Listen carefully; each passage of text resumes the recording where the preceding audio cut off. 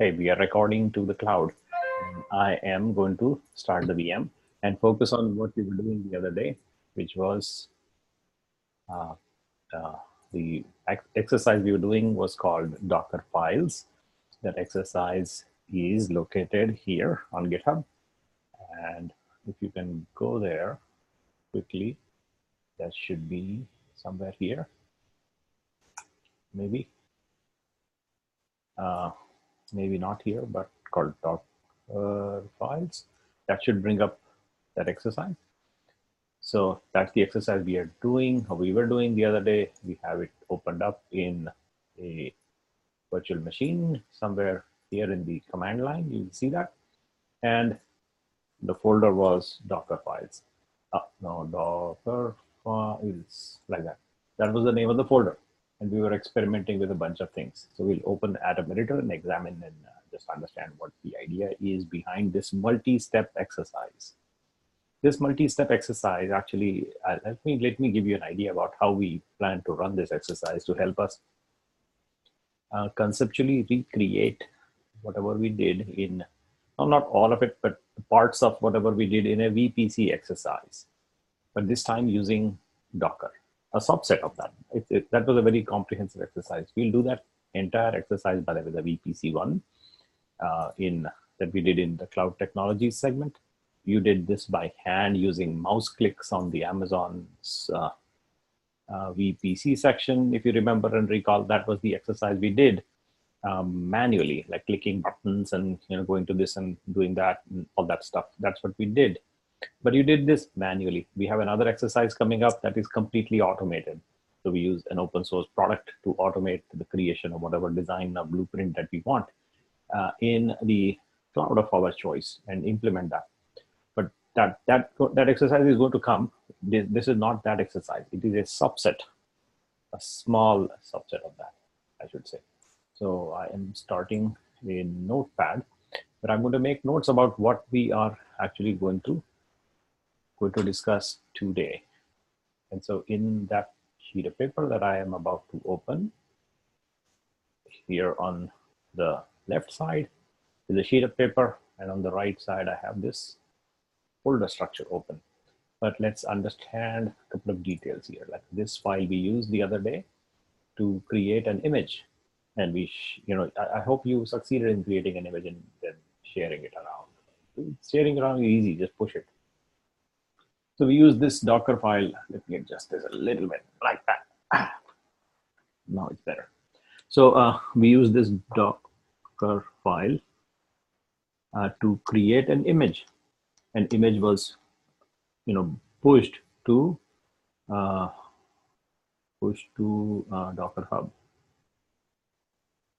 And once you push it, that image is available for you to share it with other people. So that image gets a link. You can share it to other people, and they can pull that image. So other people can pull that same image that you pushed. You push it here, and they pull it down, and they can use it. That's the idea of sharing images. So this is other people, right? You can have other machines, not people, also pull the image that you create to push, and the machines pull and they run that image.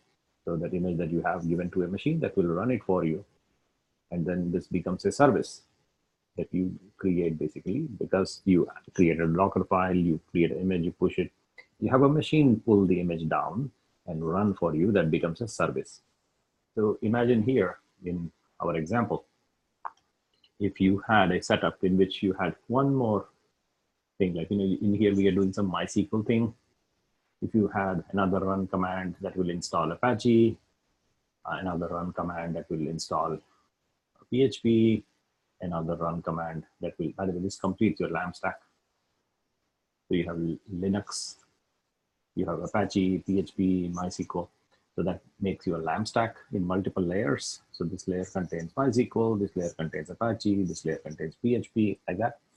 And then you add WordPress. So now you have a complete WordPress stack ready in multiple layers. So as layers go down deeper, the foundation is your Linux layer. And now you create this image. And this becomes your WordPress image now, once you build it. You have to build this image, Docker file. That becomes a different Docker file because you added a bunch of things here. And then that is what you execute like this. The machine pulls the image down, runs it. That becomes your running WordPress. That's the idea under the hood. Now, changing this topic to a little bit more complex topic. What I want to do is erase my red colored ink, keep my purple ink, adjust the page a little bit, and describe the next idea, which is this idea of, if I want to run, say, what should I do? What should I show you an example of? Let's say, I have this idea that I want to run multiple websites.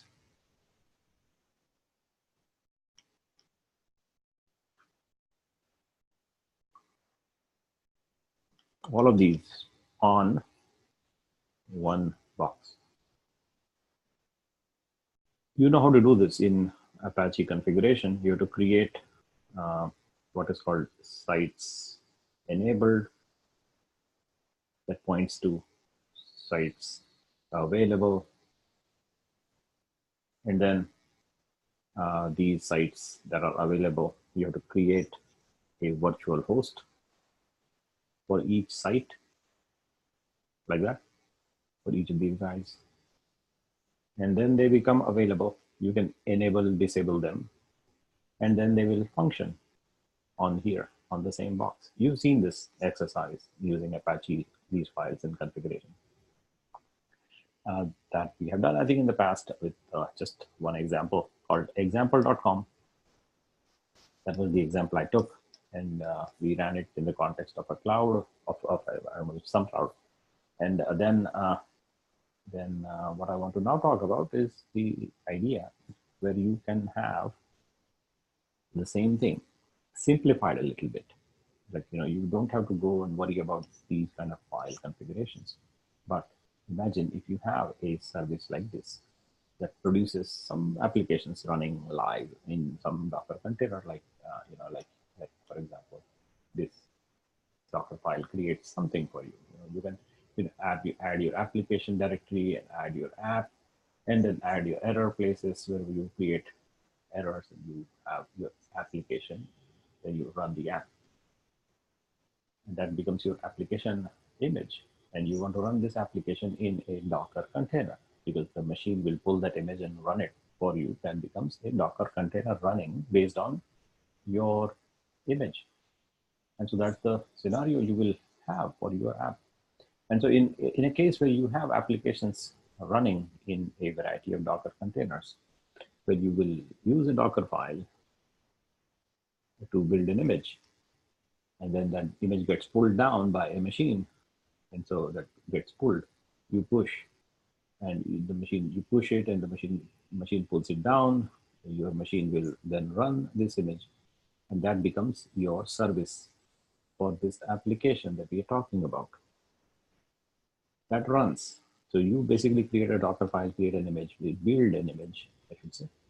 Build the image, you push it to a hub or registry, I should say, generally speaking. And you push that, the machine will pull, this is your machine running, remember, and that machine will then make that particular application run in a container. As you know, there is these words that I've been using, which is, when I use the word container, I mean something that is running. When I use the word image, I actually mean a file that you create, like by building something. Using a Docker file, you build something that creates an image. It's a file that you push to the hub. That's what I'm talking about. It's an image. And when you execute that image, it becomes a container. And this container is running in some machine, some Docker host. And you saw a couple of examples of Docker hosts running in multiple locations, in multiple containers, and on your own laptop, on this machine, you can run containers. Right now, for their example, I think there is nothing running there. Docker images. Do I have any images? Apparently, I do. I have an image called. What? Let's see. I have an image called Ubuntu, which I pulled. I pulled this image because that's what the Docker file said in here, inside the app folder. I had a Docker file, and in that file, you will see that there is a from request, and from is Ubuntu. And so that's this Ubuntu 14.04 getting pulled from the hub down and used as by basis, used as a basis or foundation. And then building everything else on top using the Docker file structure, creating layers and layers and layers and layers. Basically, the layers are downwards. You have to go look at it upwards. The foundation is Linux. And then you start creating layers like this. That's how a visual representation will be. Docker file representation is upside down, but that's just how you structure it. Not that big a deal. But then at the end, I will create my own image. And that is the image that I created. And I use this to push. That's the idea of creating and pushing an image. Now, having understood these concepts, you will see that if I clear my ink and that I have these images available, similarly, I will have some runtime containers, or maybe I don't. I have nothing running, which is fine. But if I want to run that XYZ image, I can absolutely execute it.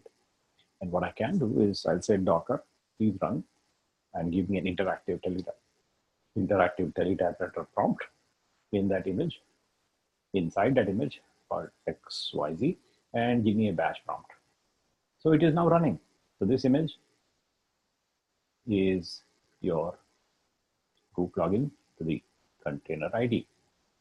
This is the containers identifier running in this image, which I created here using my Docker files put in that folder /app. That's where the Docker file was. I used that build step to build this new image, and I am now running it. And by using a bash prompt, this is the bash prompt. That number is a container ID, not the image ID. The image ID is different. This is container ID, the 69 delta 7, whatever that number is. That's the containers identifier provided to us by that command. This is the image, and that's the image ID. It uses the image here, but that's not the ID for the container. Container ID is different. So what is container ID? Let's go find out. Now this is actually a live bash prompt inside the container that is running here, that container, inside this image, uses that image to run this container. So I cannot actually, I don't want to break this prompt. It is available to me and I can use it. So I'll leave it alone. And instead I will open a new terminal. And then I'll check what containers do I have running. And I will have one. And I see that I have one. That is this container ID is the same I have here. Same number. This image is what I used to create that container. The image was created using Dockerfile build step. It is running the command bash, and it is up and running right now. So that's running. Now we can go and examine inside that image that is running. So this image running, we can go into that bash prompt, not this one, that one. And I will examine what do we have inside the container. So let's go clear and close this window and put this on the side.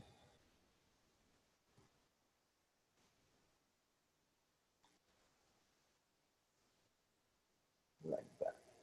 And compare and contrast what do we have with what is there running inside this container with what we expect to see. Like this is the image, that's how it was created.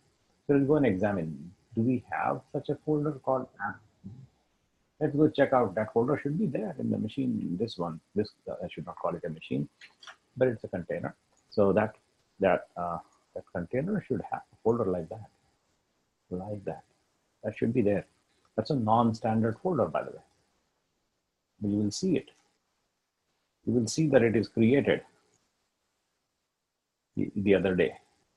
Is it today? At the time of when? What is it today or the other day? I think it is the other day. Is it? What's the day today? 31st of October. Okay. No, some timing is wrong. Yeah, that's UTC. Okay, so this is fine. This is fine. This application directory is available in there inside the container because the image had it, and image had it because the Docker file created a layer for it. You can even check that there is this file here called var log error.log. You can check that one. We have to go inside that folder. And there you will see this file called error.log created. There. And also the mode of that file is 644. You can also cross-check that 644 right here. And so that matches what we expect. The items that we expect in these layers contain the correct information. We have app div created, we have this file created, and the mode is correct. We'll go back a step. Like, these are comments, 6 and 7 are comments. So we can check this line and see if we have MySQL client installed already here in this machine, in this container. MySQL client, are you there? I bet it is there. And so you can see it's there available. This library is also installed, and the machine has been up to date, like updated already. So that's the expectation you have from the machine image that you created by the build step that you're now running in this container. Now, if I delete something, for example, I say apt uninstall MySQL client, it will remove. Sorry, this is not the right. Yeah, it will the command is not uninstall but remove. Okay, remove. So yeah, it will remove that MySQL client, and I'll say yes to it. So it removed. Now we don't have the MySQL client at all. Or dependencies are still installed. So okay, apt get auto remove -y -purge. So clean up completely. That should clean up nicely. And we should not have MySQL client now anymore. I'll be surprised if I see it. MySQL -- version. Yeah, no such file. So it was erased. Now this container that we have, we are going to exit from here now. So I'm back out in the machine. In this machine, I will start, or rather I'll check what containers do I have running.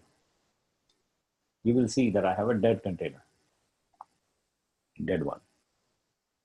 This dead container came from the fact that we killed our container because we exited from it successfully, and that consequently, basically that action of exiting a container leaves a dead body.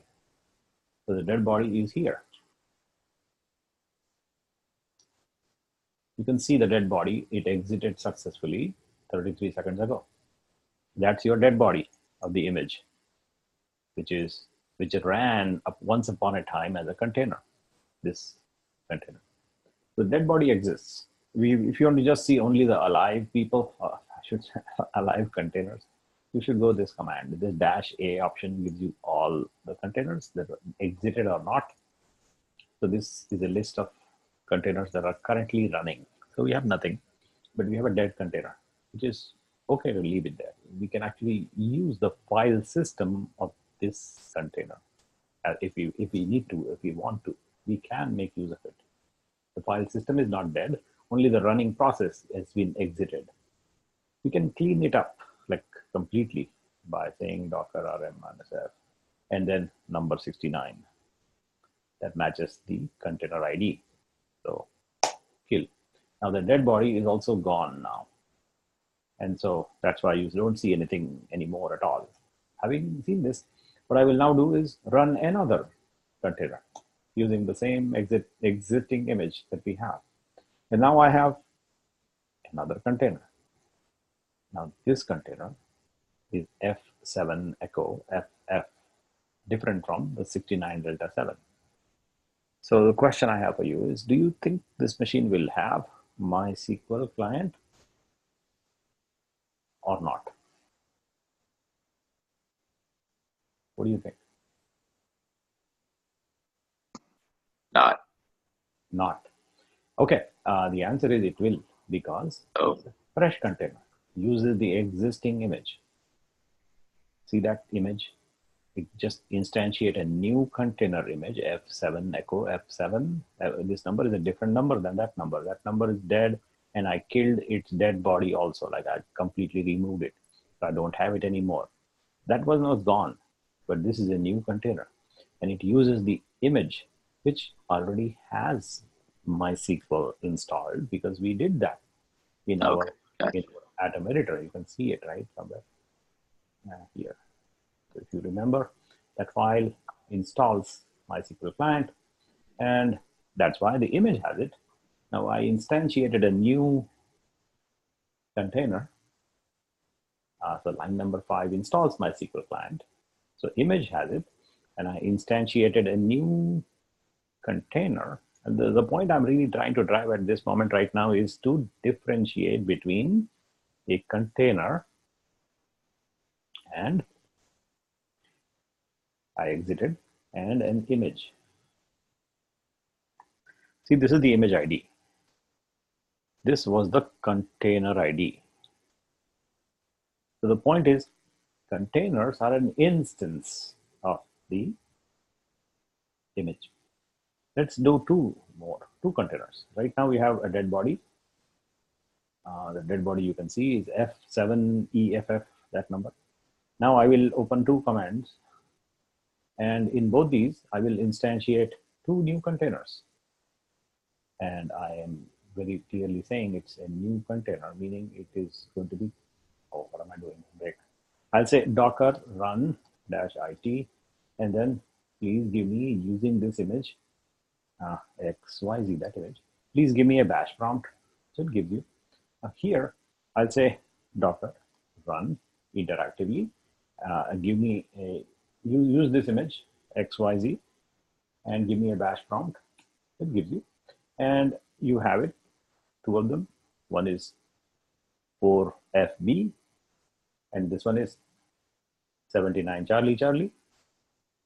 So we'll say docker ps-a, and it will show you something interesting that you can understand.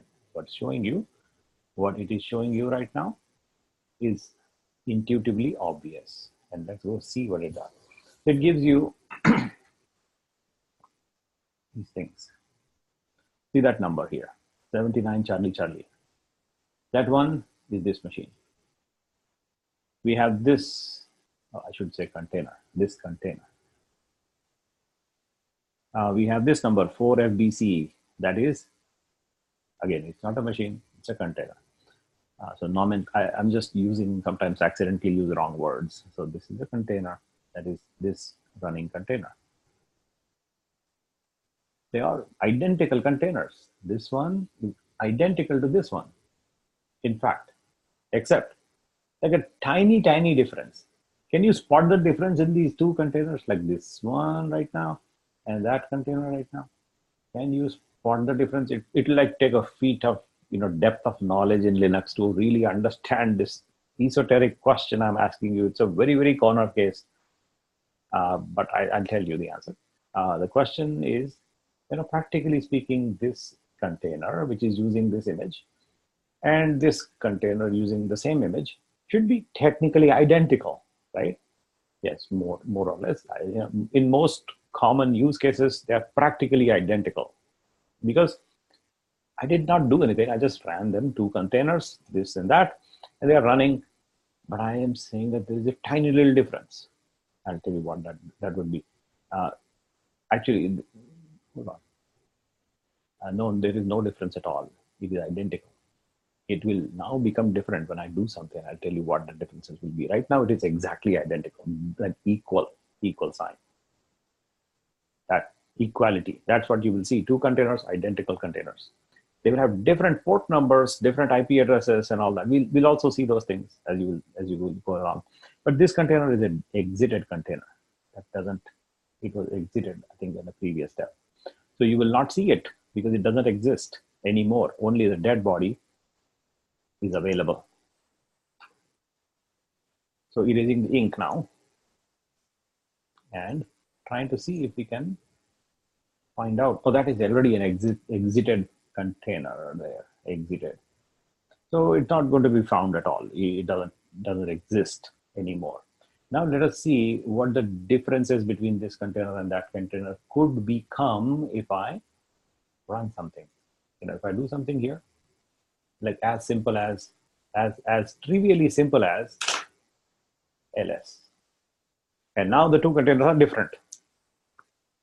Can you now tell me what the difference is between this 79 Charlie and that 4FBC? Can you tell me the difference now?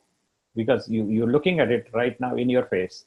I have enter sign, another enter sign, and then ls. And I have nothing here.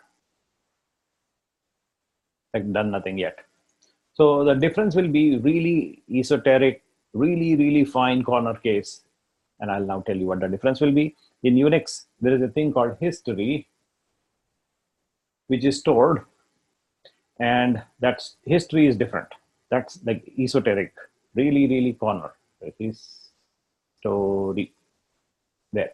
So you see the difference now. You can visually inspect the differences. It's tiny difference. Nobody will talk about it. Only people like me talk about that this line is different in the history, which contains only one entry here and there are two. Because I ran something, that's the only difference right now. This is again almost irrelevant unless you are actually making use of the history itself. In that case, these two machines are different. I should not say machines. These two containers are different. And that's the point. It's very corner. So just remember that thing is actually becomes different as soon as you run something, they become different. So that's the idea, that I don't want you to be running inside containers manually like I'm showing you. You can, but you shouldn't. The idea is to not go like this. But of course, you can execute a bash prompt inside an image to get something running. And that's how you create a new container. Create new container. But what if, and this is also create new container. What if you have these two containers running, which is this one and that one, and what if you are outside, and as in outside those two command windows? So you're not in this command, but you are outside somewhere, like for example here. And here you want to connect to one of those two. So let me erase my ink. So I have these two containers running, as you know. Oops, here the ink. And I want to identify which are the containers that I have running, which is a trivially simple thing to do. Just find out what's running. And I can see that I have two containers running, one dead. But what if I want to just enter this existing container? So what I am really saying right now is I want to enter a container. This was a create step. This was a create step. I don't want to create another one. I just want to enter this one, or maybe enter that one. Enter and exit, the same idea. So SSH type connection. So I can actually execute those things by asking Docker to let me in. So you have to use Docker, which we are using. And so we'll say, Docker, can you please execute a bash shell for me in the live container number 4FBC, that one, the one on the upper left corner. And in that container, and you don't have to type the full number, right? These identifiers are really long hashes. You don't have to type the whole thing as long as you're unambiguous about it, like even just the number 4 will do. And then say, give me a bash prompt. So it gives you bash prompt. You are now connected inside that container. You just entered this container 4FB because you asked for it. You are in there now. So it's the same as this. You entered. Here you created containers. Enter the container. So you're not entering here yet. You can, if you want, by changing the container ID and use this number 79 there. And you will enter that container in a different prompt.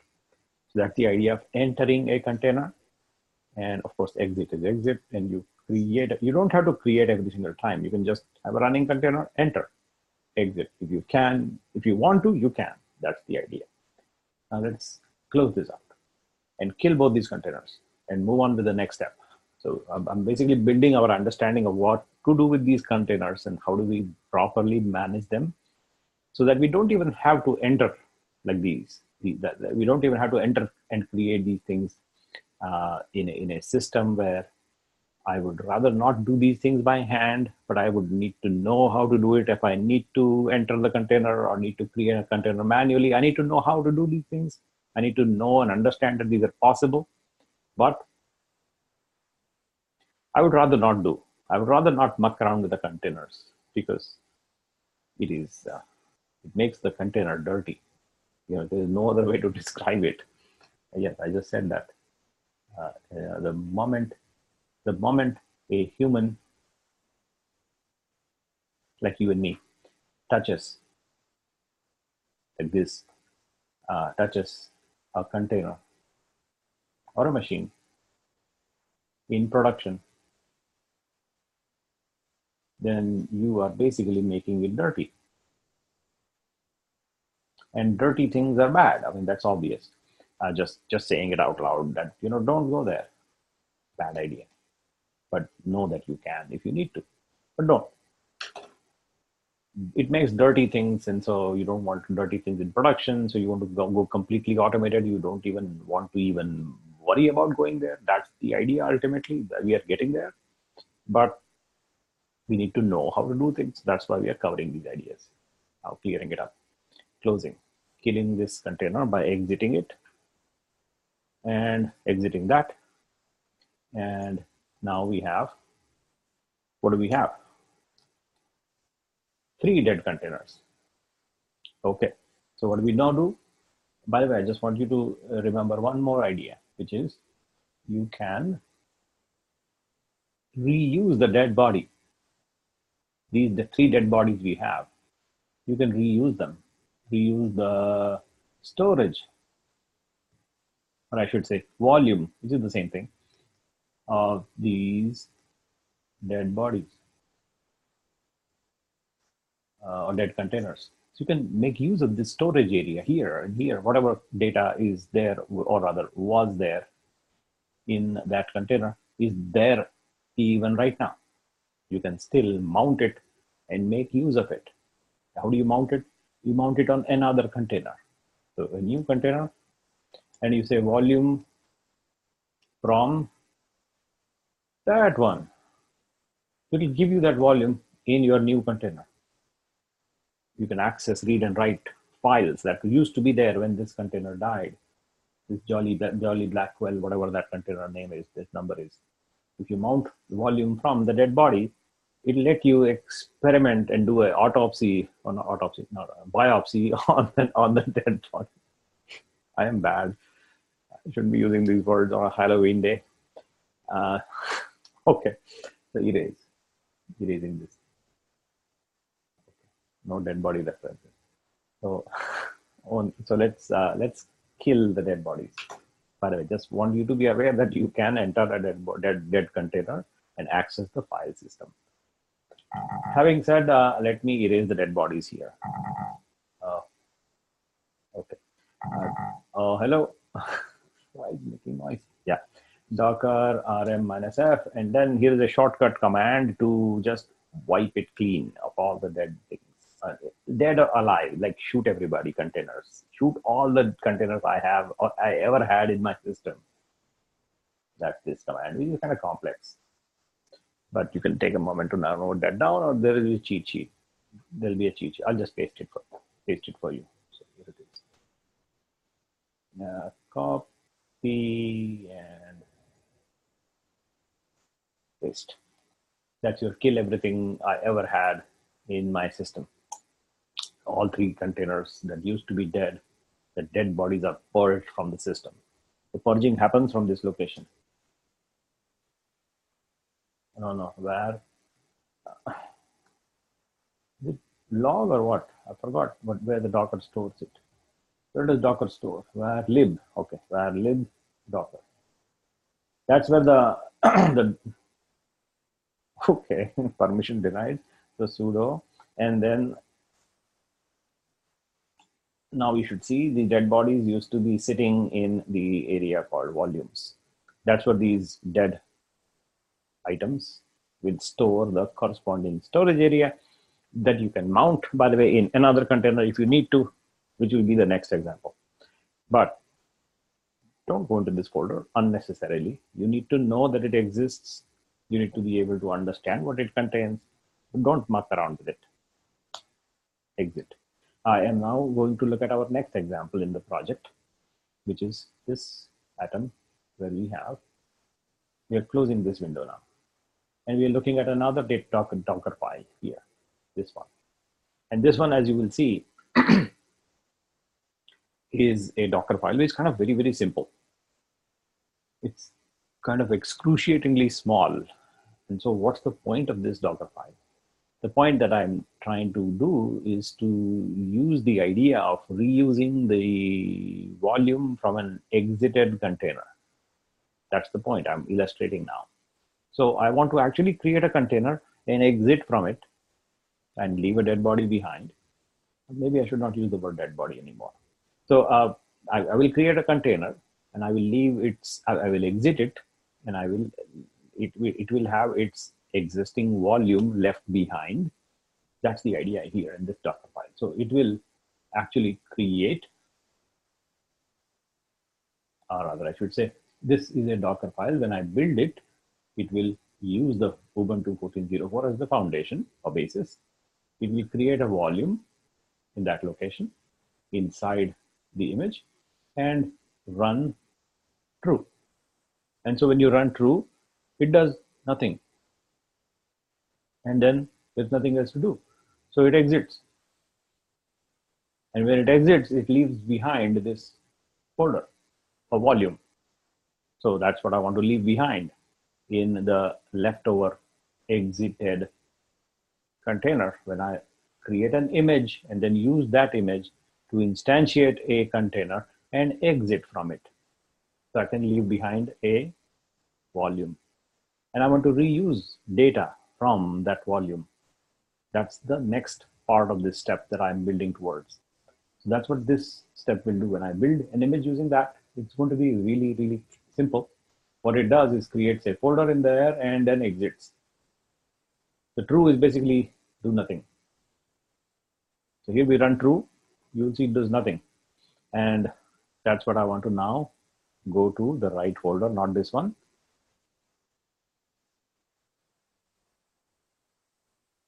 And in there, I want to be in the data folder. And there I have this Docker file and I want to build it.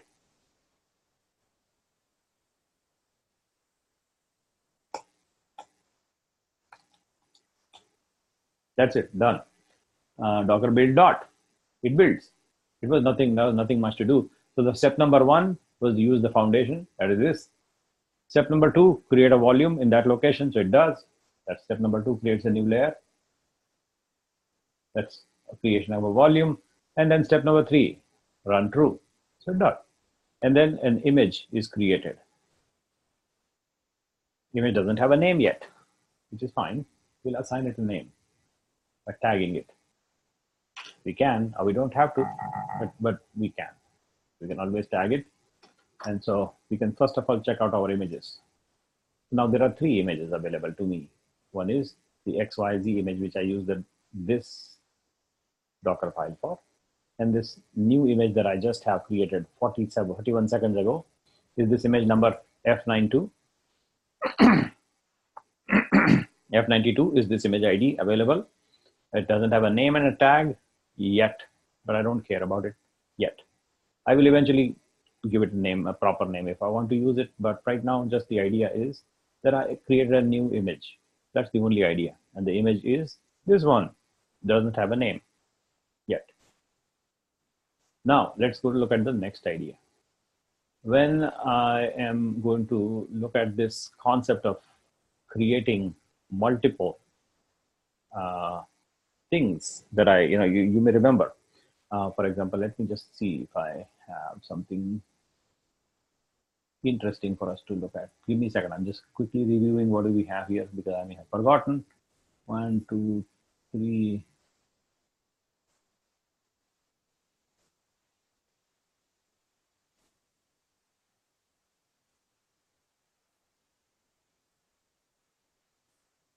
Okay.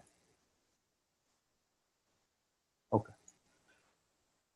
So, for example, if you look at this scenario, which we ran by hand, I'll just run it by hand instead of looking at the notes are not clear. So let me just show it to you myself. If you want to run something like docker run -it and then say, this image XYZ and give me a bash prompt, you can run it by hand, or you want to run something like, a daemon and use the Nginx image and let it run perpetually like that. It is not able to find the Nginx image. So then what it will do, it will download that Nginx image and then run it. So that's what you will see now. It is running. And so you have seen these examples, me running these things. Let me just erase and make it full screen and full screen.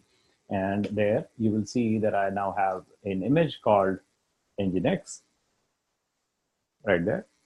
And I created a new container. So it is running. And it is up for 26 seconds. And it is exposing port 80 within the container. So this is your machine.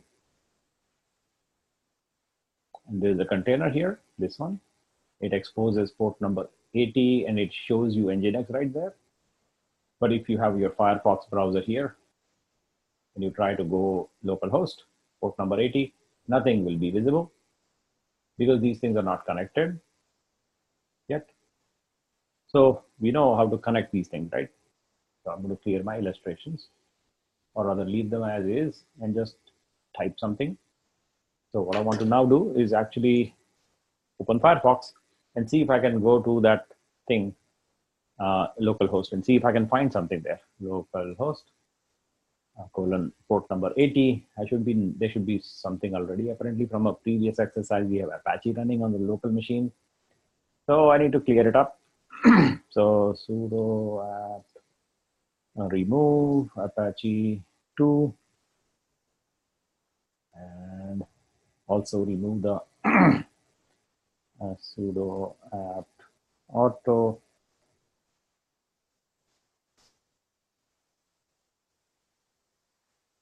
I'm just removing, there's a typing mistake there. I'm just removing the existing Apache from dashboard.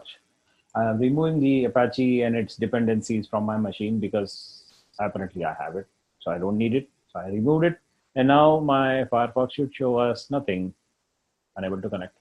I'm happy to see that because this connection that I had, or rather I expected, incorrectly expected, between my machine and my container, this link is not established. We didn't do it. So let's kill the container and do it again. So we will now kill the container.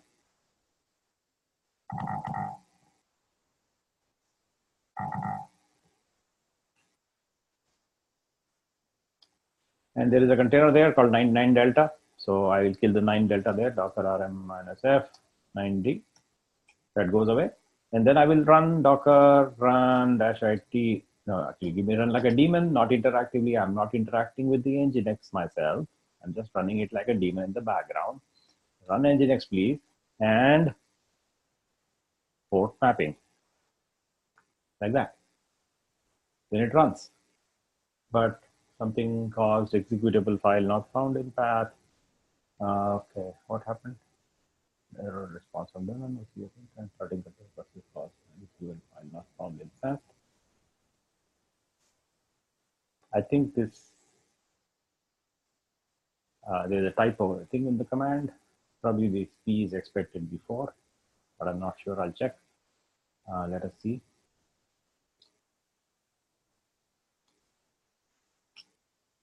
Okay, so docker run dash d dash p 80:80 and run nginx. Yes, it runs. It runs. There was a mistake in that the dash p option that I gave here should be placed here. Sorry, no, it is. Should be placed here, like I did. And this is wrong. It did not understand what I was trying to do. What I'm trying to do is map port number 80 from my machine to the port number 80 in the container. So my machine here can run Firefox and go to port number 80, and then it gets traffic from here gets diverted to the container port number 80 where it is running Nginx, and it is rendering whatever Nginx is showing in that container. So now this connection is established by this circle, this port mapping. And now if I open Firefox and refresh, boom, welcome to Nginx. You see that, you expected that. Now we have a running container here, running like a daemon in the background. So Docker PS shows you, sorry, I cannot type it, pencil in my hand apparently. So the container is running. One of them is dead body, the other one is not. Which one is dead? Is the container here. That was the mistake. So you see what happens? Why was that earlier mistake actually a mistake? Because it took this as a command to execute. So the command being executed was what? That's not the command. This is the command I wanted to execute, which is built inside the container itself already. So you don't want to have these things at the end, because whatever you write here is actually taken like a command, like give me a bash prompt. So it's trying to give you a dash p 8080 command. That's not a command. That was this error. So this is bad. We're going to kill the container. This one, CCA, and get rid of it, dead body. So we'll do that now. I will docker rm cc, and it's gone. I have Docker listing of all the containers I have. One is running. That's good news. What I want to also talk about right now is that I can, of course, enter the container inside that one. If I need to, like E61, I can go and say docker exec, give me inside E61 a bash prompt. So it gives you, and now you're inside the Nginx container. And there you can see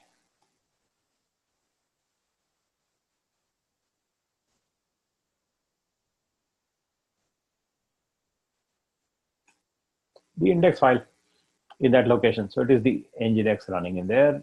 The process shows you it is running OPS not found. That's fine.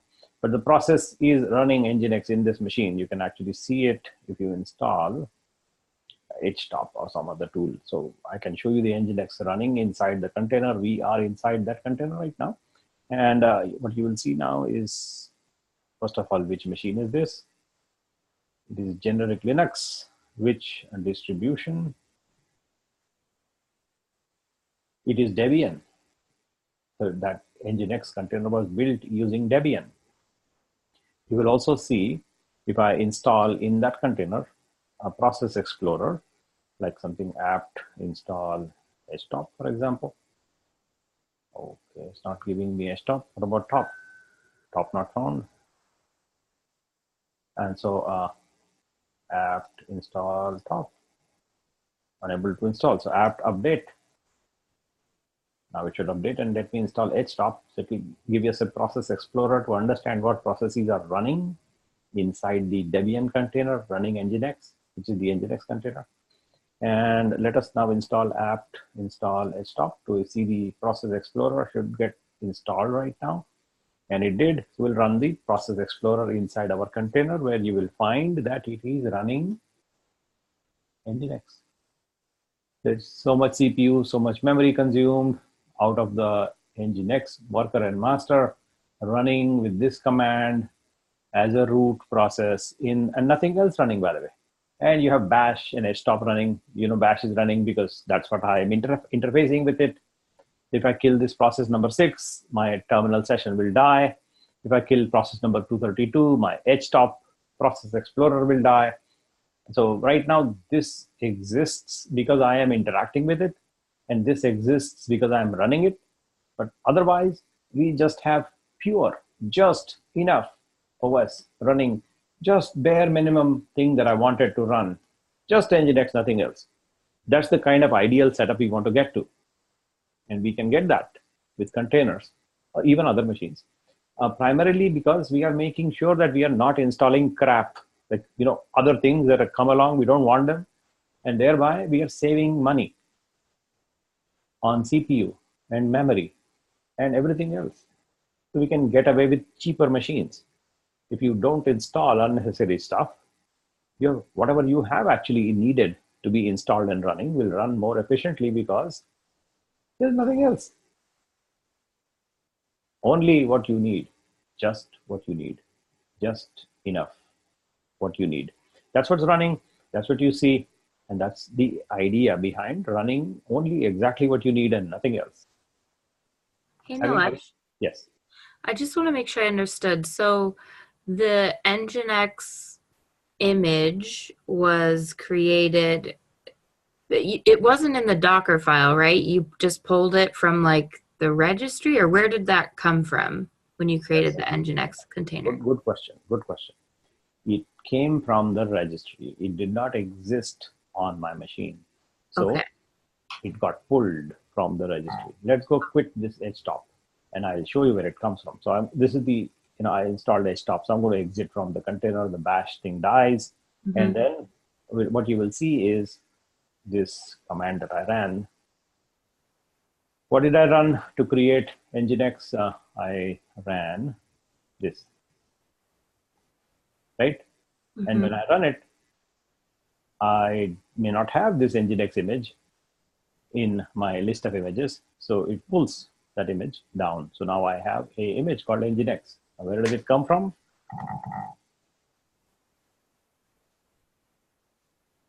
It came from the hub, Docker Hub. You can see that it came, and it is right here. And it is the latest version created 2 weeks ago. That's the image ID. But who did that? Let's go find out. And how did they do it? That's also another question, which is what I think we are asking. How did they create that image? Who creates it? How was it created? Why did they create it? All these questions, right? They're interesting questions, so let's go find out. What we have to search for is the creator of the Nginx Docker image. So we'll go Docker Hub, Nginx. And so there it is. This is how they created, by the way, on GitHub. So this is Docker pull Nginx is how you pull the Nginx image. This is an official image from the Nginx creators. And it will tell you that these guys created the official build of Nginx image using this Docker file right there. The Docker file will take you straight to GitHub. And this is the Docker Nginx image. This is the Docker file that these guys used. These people, 1, 2, and 3, these guys, they contributed to creating this Docker file. And this Docker file uses Debian, as you saw. It has a label. It has a version defined and some properties defined, lots of these. And at the end, it runs Nginx right there at the very bottom. Line number 99. So it structures an image in a way exactly that anybody and everybody can use. It downloads the official build from upstream Nginx org package mainline Debian stretch Nginx and installs it somewhere here down. You will see that it installs. It installs. Where is the installation step? You should have it. Installs from the official sources. So that's what I was looking to find. Well, I'm being impatient again. There it is.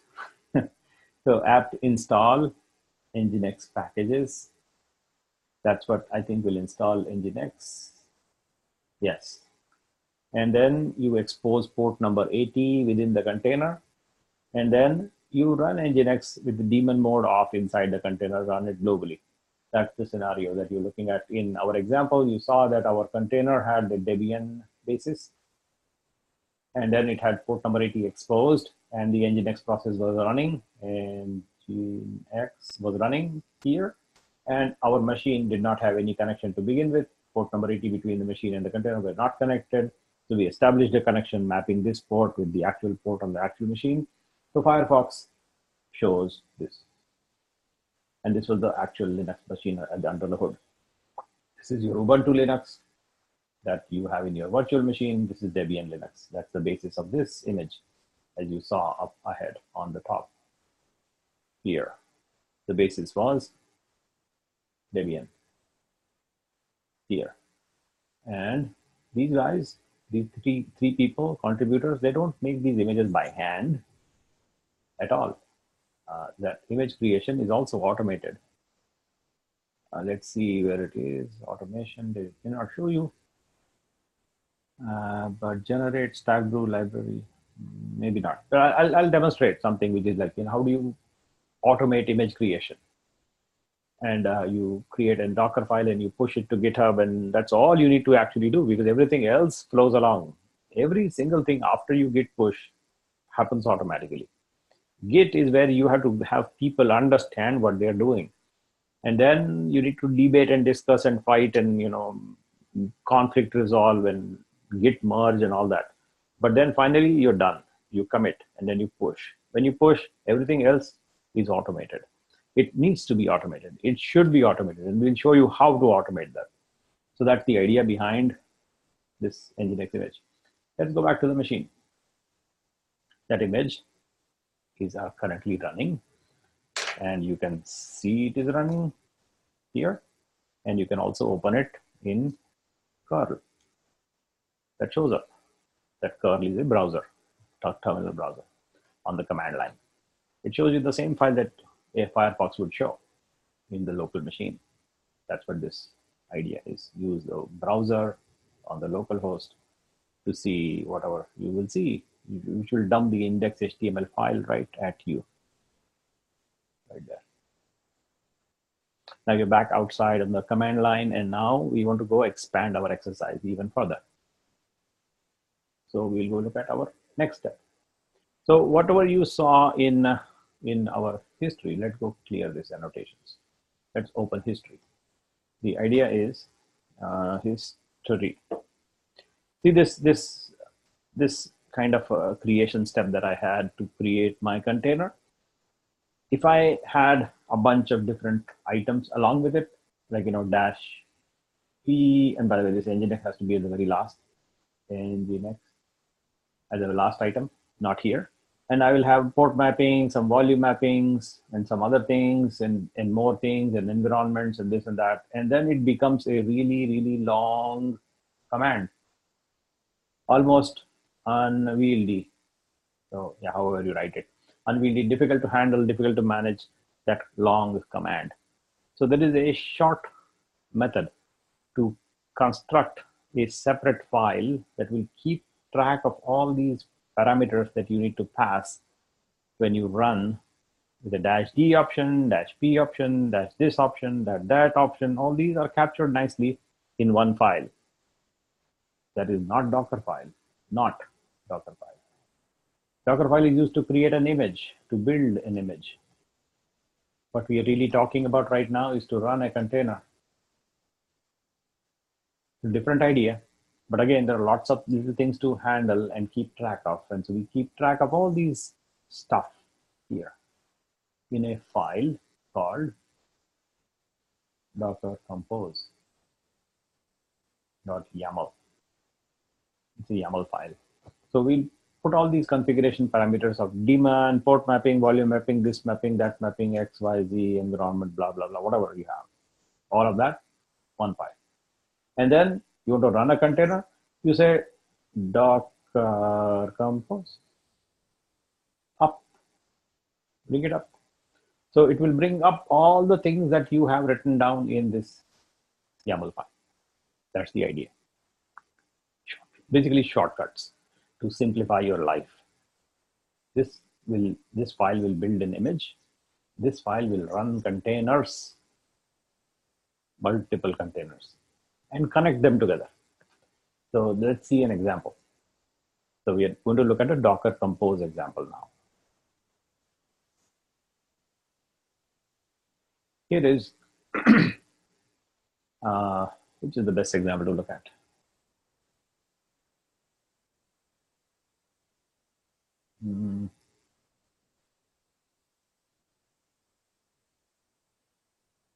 Yeah, I think this is a good one. So let's go begin with this. Now we have a file here called docker compose.yaml. It's an empty file. You know, all whatever we have here is hashtag, basically comments.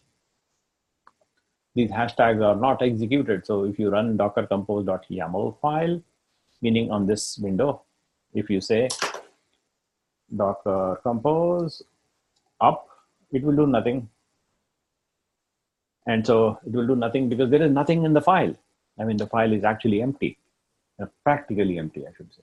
Not actually empty, but practically there is nothing to do. So let us read that document here itself. It says, copy YAML snippets from example files and paste into this file and compose your stack by running, boom. That's what we want to run.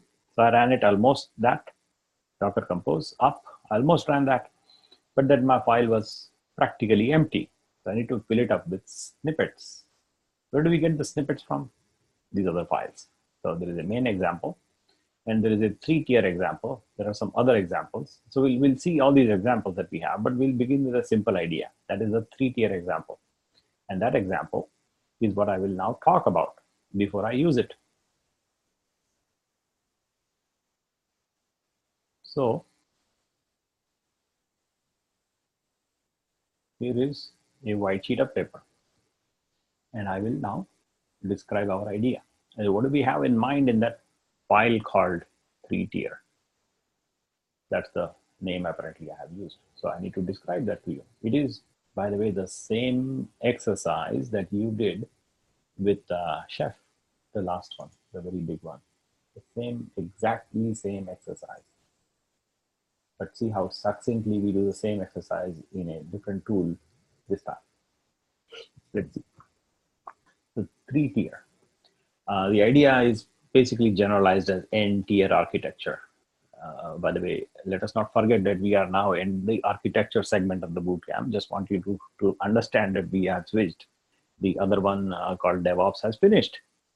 So there's a new certificate going to be available to you that you should download and then upload into LTP so that they're happy about it.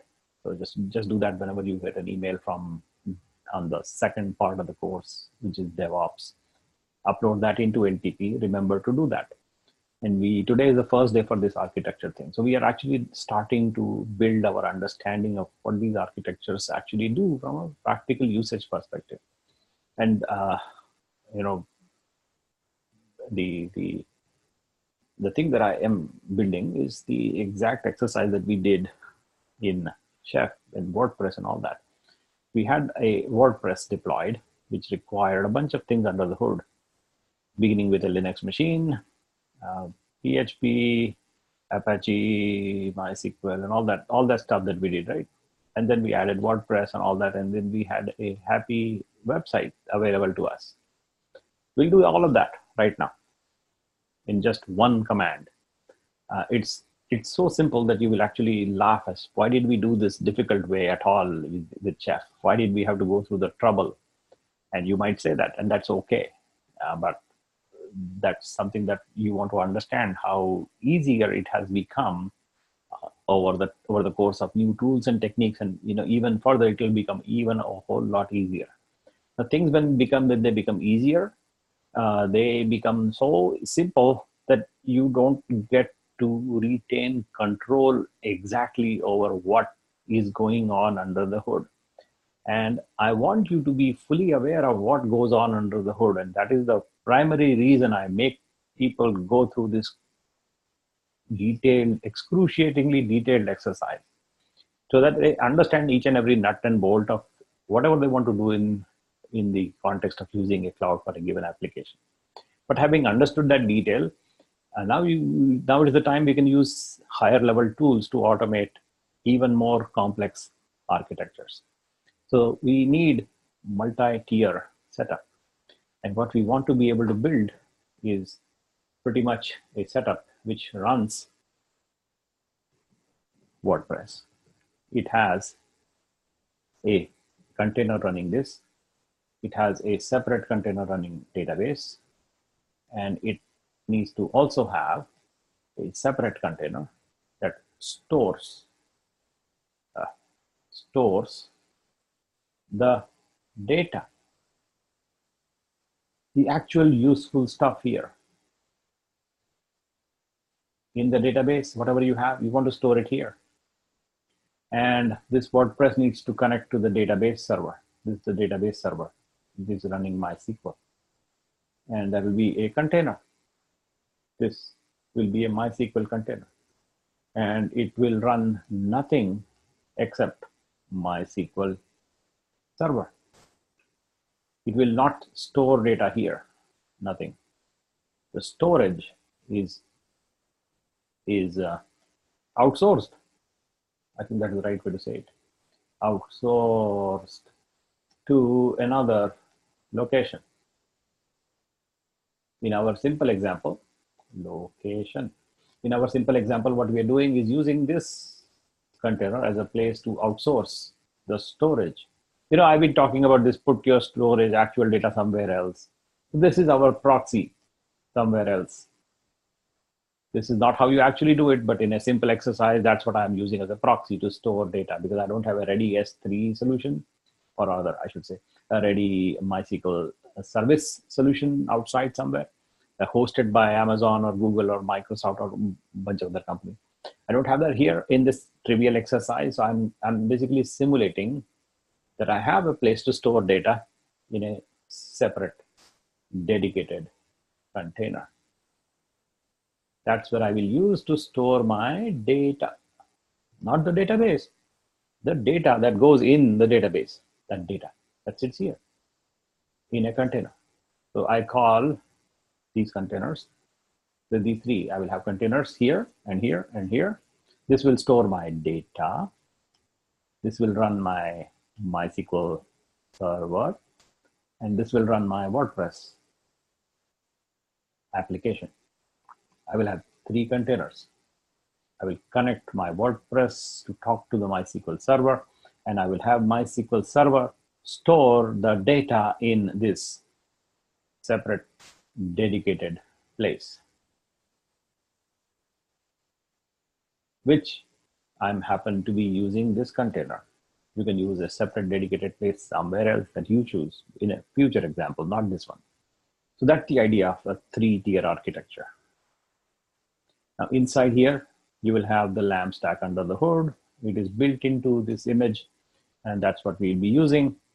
There is this MySQL server, which of course needs your Linux under the hood, and it needs to have MySQL server under the hood.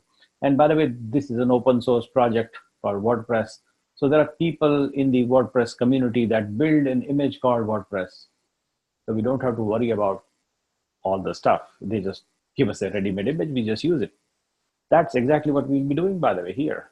We are using a WordPress image. This comes straight from the registry, a Docker Hub. That's the ready-made image, we just use it. So why go through the trouble when there's some experts who create WordPress are doing it for you? So why not just use it? Of course, you can customize it. You can absolutely customize every single thing that we are looking at right now. But I would rather use images that are prepared by people who create the software WordPress. If they're going to give it to you, take it. That's what I will be using right now. I'm using the WordPress image.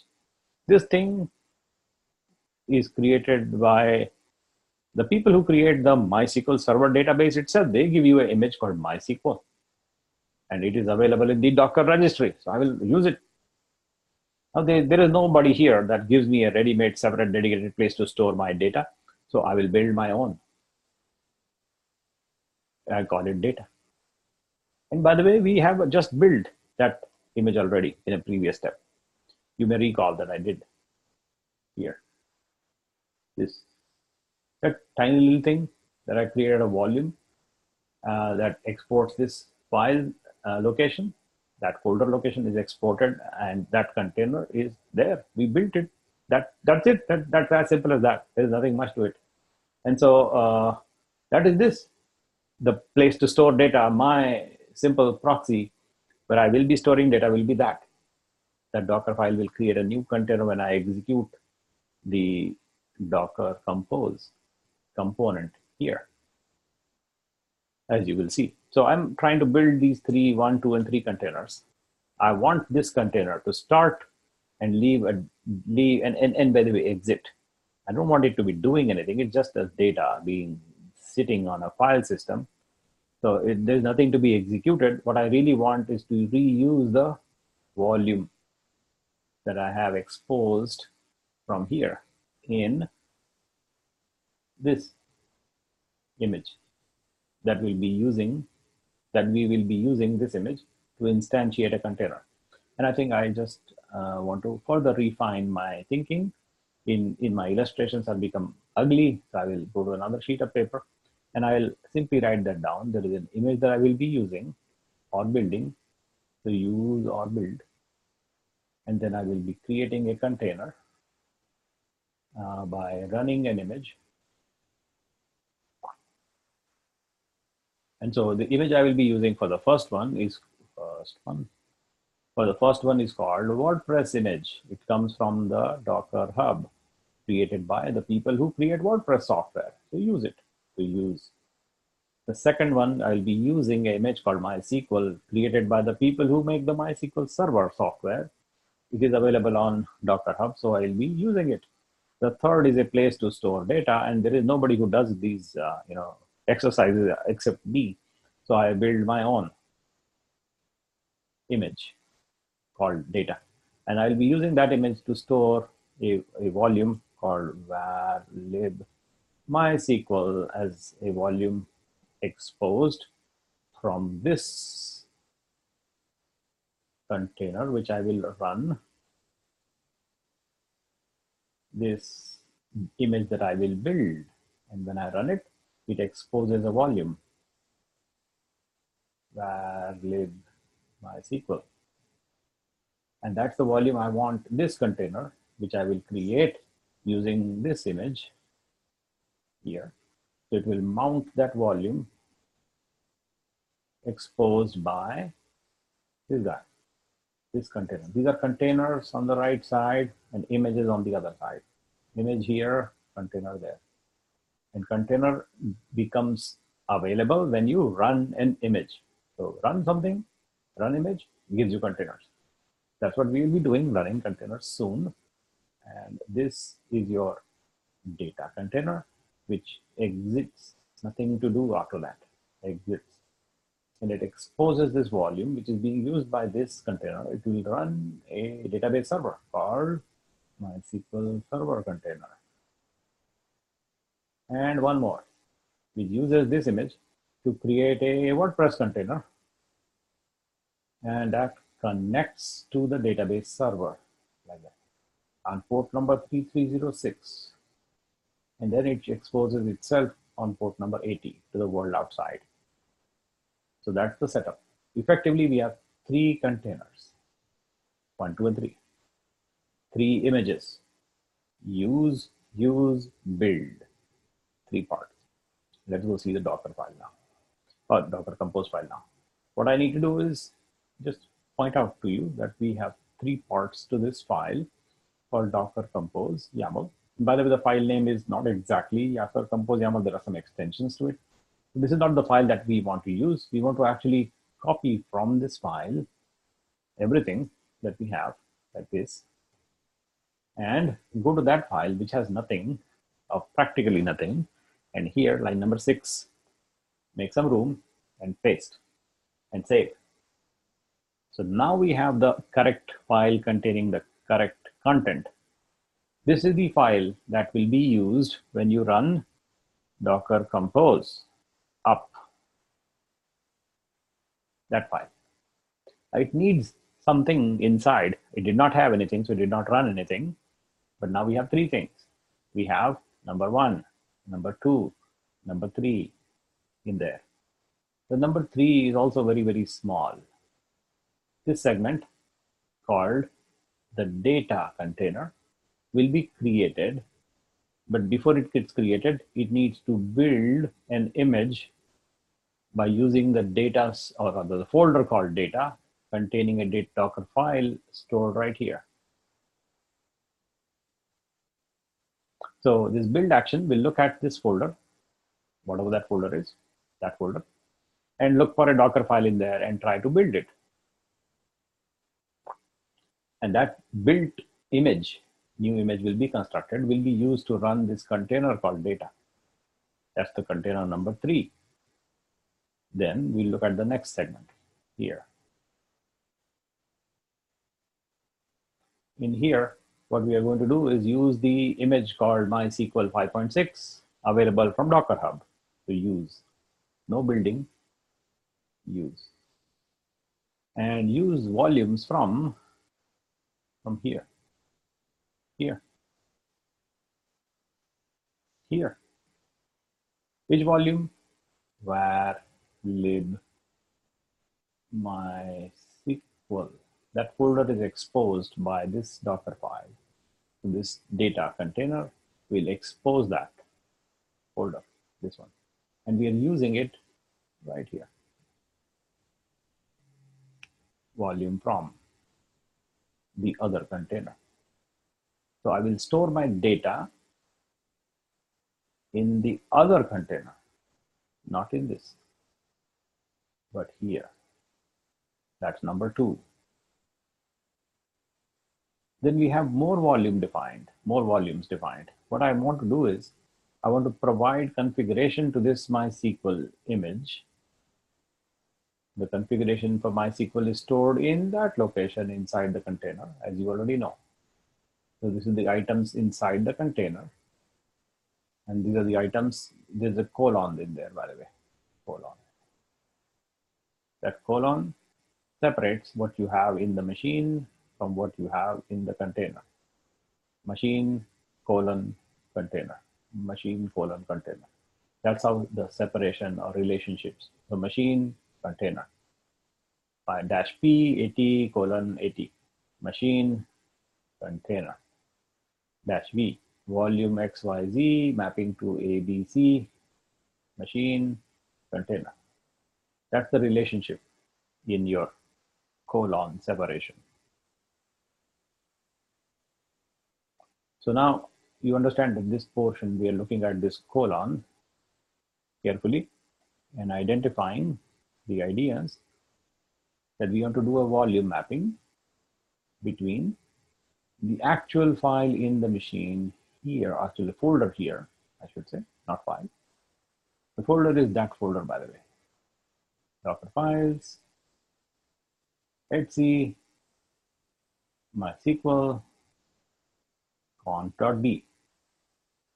In there, I have a custom configuration for MySQL. That custom configuration I store here, I map it to this, and that is what is the folder location that MySQL will use inside the container to store its custom configuration. So thereby, what I'm really accomplishing with this idea is I'm passing my custom configuration. Hey, when you run it, you run your image, you take my configuration from here.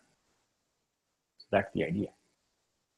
I want you to use your existing image that you get from Docker Hub, but that's okay, use it, but please remember that I want to use my configuration. So I store it here, by the way. I know I store it here. I'm telling you, this is my configuration. So I store it in this folder location, in that folder. So that is this tilde docker files etc mysql.d contains the custom configuration. I want you to use it when you run this image and you create this container called number 2. So that's the configuration. This piece is for the data storage, for the database. Whatever data you store in the database is typically stored in that location wherever it is. Now it happens to be mapped externally to a separate container, so it will store in the other container. If you map it to some other location, it will go to that location. Next, third or other number, container number 1 now. This. It uses an image called WordPress. Fine with it. It maps a port mapping machine to container. You got that already. It links. Links what? Link this WP with a link called DB, which is this. But I will call it MySQL.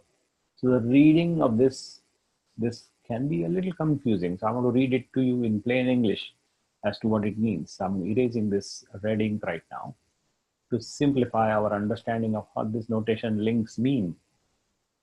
So the way to read that notation, specifically line number 29, is like this. WordPress container would like to link to a container called DB, which is this, number 2, but would like to call it as MySQL. That's the name I will use internally for me, for WordPress, but I know I'm linking to that container. That's how you read it. And I'll further elaborate on this to clarify our understanding. So give me a second. And the last idea, volumes. You know, even WordPress requires some place to store the application and the related content and user-generated pictures and things like that, right? Those things need to be stored somewhere, and WordPress typically stores it here in the container. So I won't like to store nothing in the container, please, nothing in the container at all, ever. Absolutely, there's no need to store stuff in the containers because you want to shoot the cow. You want to kill the containers whenever you feel like. So you want to keep stuff outside in a machine here,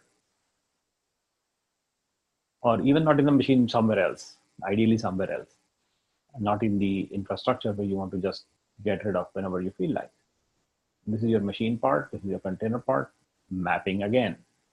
That mapping is simply a volume mapping, where you map one volume to the other, from the machine to the container, with this separator here, colon. So with this understanding, let's erase our ink and look at this file one more time. You will see that these names here, DB, they occur in multiple places. What I would like you to, if you notice, the DB word is occurring in 3 places.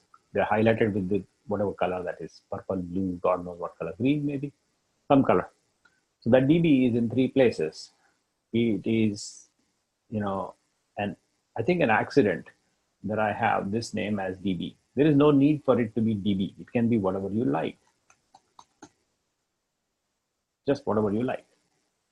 The need is to have this name matching that name. Meaning these need to match. That's the idea.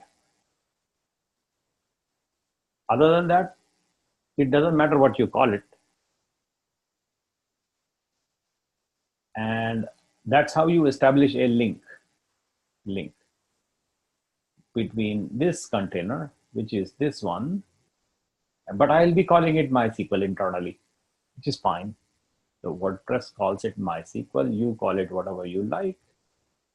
So you can call it whatever you like, but I will call it MySQL. That's what WordPress is telling it. You call whatever you like, I will call it MySQL. That's how link is defined. That piece I think is understood now. This relationships to store volumes, I want to store the files inside my WordPress, not in the container, but in an actual machine in that folder. That folder doesn't exist yet.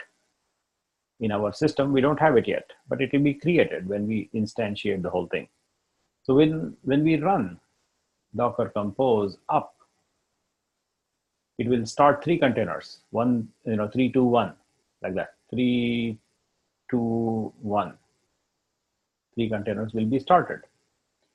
This one will be built. This one will be used. The images will be used or built. And then the configuration will be passed along to Docker Compose, which will bring up the stack and run it like a daemon. So 3 containers go in the background, run it.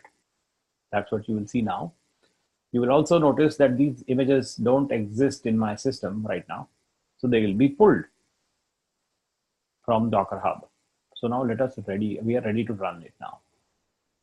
So I am going to execute this command on this Docker Compose YAML. And I have this whatever you like thing.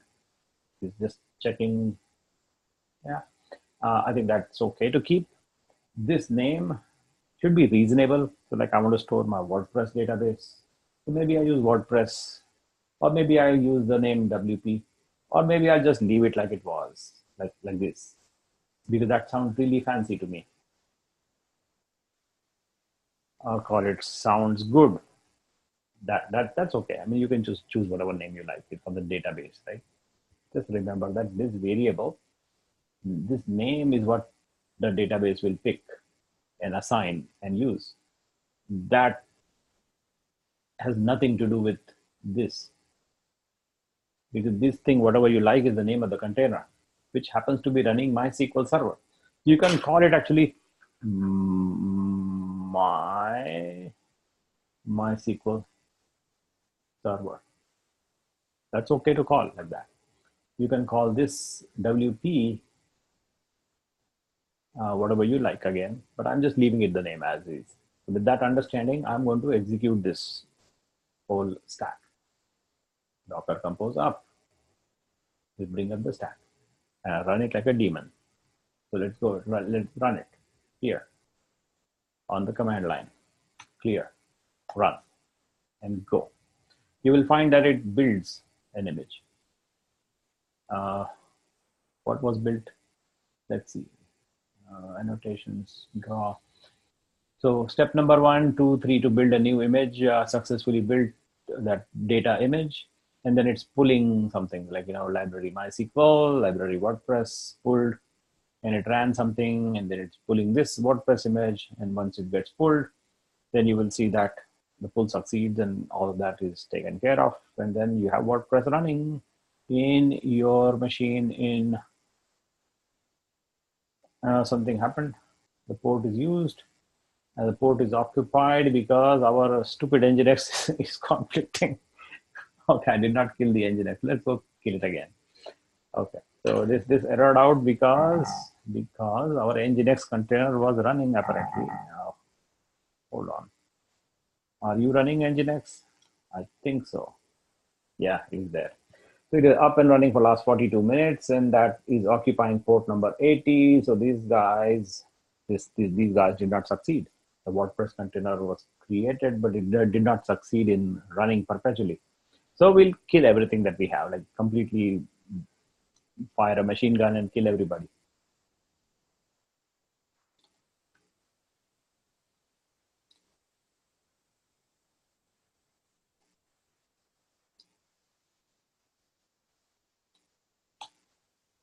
So all the 4 containers dead. Now what? Now we'll say Docker compose up. And you will see that I have done. Basically, I'm done.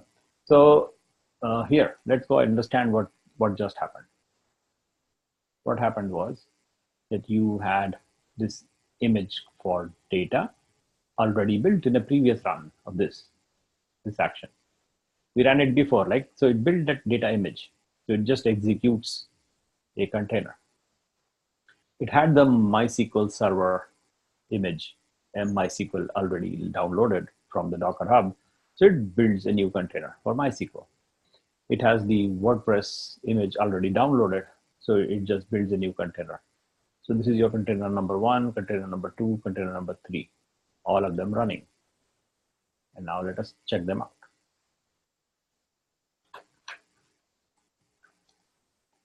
They're right here. And we should see what we have. So there. Yeah. What we see now is that there is the container number 3 with that number 3, FAEE, whatever that number is. It has the command we ran called true, and it exits after that. It exited 52 seconds ago. And that name is Docker files. Let me just erase this. So erase. I'll clarify even further and adjust the. Okay, by the way, these Halloween people are coming, which means there will be lots of bell ringing and dogs barking and all that will happen now. And I have no way to escape it. I'm just telling you, I'm sorry about that. It is going to happen any moment soon. The ghosts they have arrived apparently. So dogs might bark and strange sounds might come on the conference. I'm sorry about that already. So here we go. Docker ps-a. Now this is a better view. Now what do we see now here is this container number 3, container number 2, container number 1. So the number 3 is called Docker files data. That's the name of the image being used. It's a image that was built. This ran the true command 2 minutes ago and it exited successfully. The name of that dead container is Docker files data 1. The ID number is this. So that's the container that exposes a volume var lib MySQL. Next idea is that we see that the second container is called Docker files MySQL server _1, and it runs the MySQL image, and it has this port open, which allows connections to the database server itself. And this container is running, up and running for the last 2 minutes, maybe more. And this is the third container, or actually container number 1, I should say, which has a name called Docker files WP1, and it has this port mapping that we will observe now carefully. So with this ideas in our hand, I will now draw. So the foundation, we have Linux, where I will now open Firefox and I try to go to port number 80. And that's the machine level. We have 3 containers running here. 1, 2, 3. This container is exited. It is dead, but it exposes volume. var lib MySQL that I want to use because the dead body is still here, not gone yet. When will I stop using the word dead body? I don't know. But that volume is available for us to mount. That volume is mounted here in the database server called MySQL server. That exposes itself on port number 3306. That's the database connection port, by the way.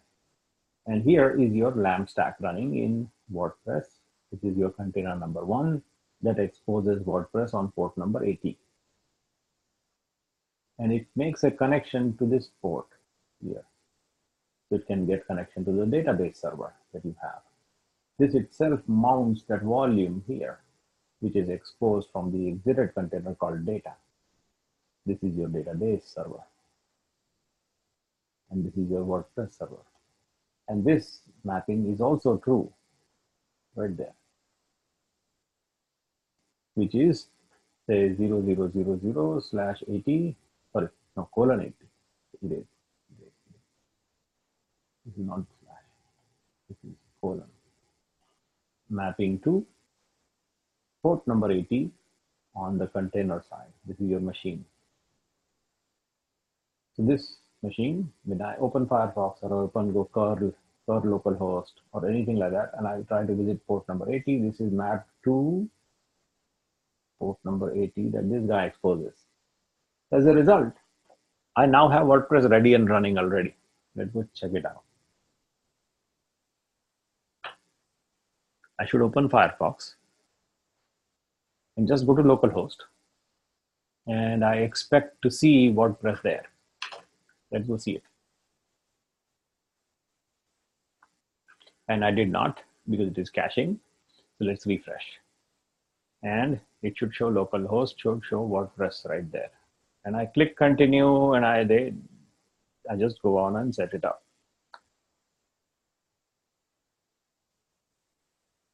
Yeah, so I'm going to fill out random things. Like I'm just too lazy to type properly. Too lazy to do unnecessary stuff. I'm not lazy otherwise when I am building something, but I build things so that I can afford to be lazy. And so here we go, install WordPress and nothing to save, and we just log in. And there we have logged in.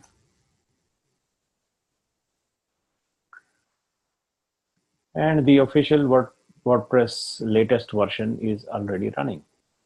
Updates are not necessary. And so that's what you see. By the way, I'm leaving my ink right now. I hope that should not confuse you. But this is your latest WordPress running, whatever you have named it. Set what SDF, that's the name. So that's what we have. Now let us go back to the terminal and understand what we intend to do next. So we have this thing succeeded, by the way. Where is that? Here, this thing works. It works because we go to the local machine port number 80, which maps to WordPress container port number 80, and WordPress application responds. It connects to the database in port number 3306, which is a MySQL port. Every database has a different port. MySQL server uses this port. Other database servers like Postgres server will use 5432 maybe. I don't remember. My Microsoft server, Microsoft SQL will use some other port, and Oracle will use some other port, and everybody has their own ports. They're defined in Wikipedia. You go search it. MySQL uses 3306. And so every database server software will have its own ways of operations. And so you need to make sure that that port is accessible, which is what is defined already in the underlying image. So this application is able to communicate with the database and everything is working fine. Now I want to pull out my gun and I will start shooting cows. So let's go pull the gun.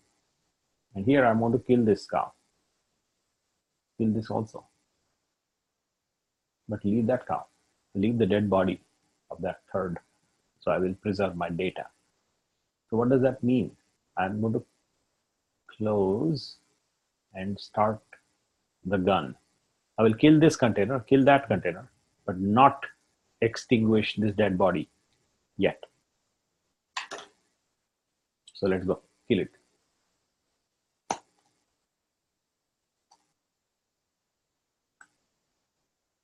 Oh, typing mistake. Okay, now we killed. We have only one left, and that is not running. Exited 9 minutes ago, which is fine. Now I want to bring up the entire stack. By the way, before I do that, let's go check. Do I have WordPress? No, unable to connect, right? Because that's dead. Fine. I show my cows. My cows that I killed was this one, the WordPress, and this one and that one. Those two I killed. Did not kill the third one yet. I still have the dead body left. This dead body contains this folder here, which stores my data, by the way. So I have the data intact. Now, if I go back and bring up my stack online again, simply by running docker compose up, so it does that. And you will see the language here. Very carefully watch that. It will tell you what it did. The language is very clear about what it's saying. It says, I'm starting the data container. It was dead, so it did not create another one. It just starts it, it runs through, and it exits again, which is fine. Next one, it needs to create a container. So it did. And another container. So it did, created two. So this new container is created, this new container created. There will be new numbers. These numbers will not be repeated. They're dead. So you will see that the new containers will have a different number. It doesn't even matter. Just note that they're different. So now we'll say Docker, show me a list of all the containers you got, and you will see them. We have now the 3 containers showing. 2 of them are running. 1 of them is exited successfully about a minute ago, as opposed to 9 minutes ago. It was started again. So it ran the true command and exited. So we have it there. So it did not create a new one. So it reuses the existing files that we have stored in that location. So the container ID is the same as before. But these guys have new IDs because they were killed and we started them again. So these are new IDs here and here, correspond to this one and that one. So with that understanding, I want to now open Firefox again. What do you expect? You will expect to see WordPress, right? So the question I have for you is, when I open WordPress, do you expect to see my data intact? Or should I have to set up my WordPress like all over again, with a new user login and all that? What do you expect?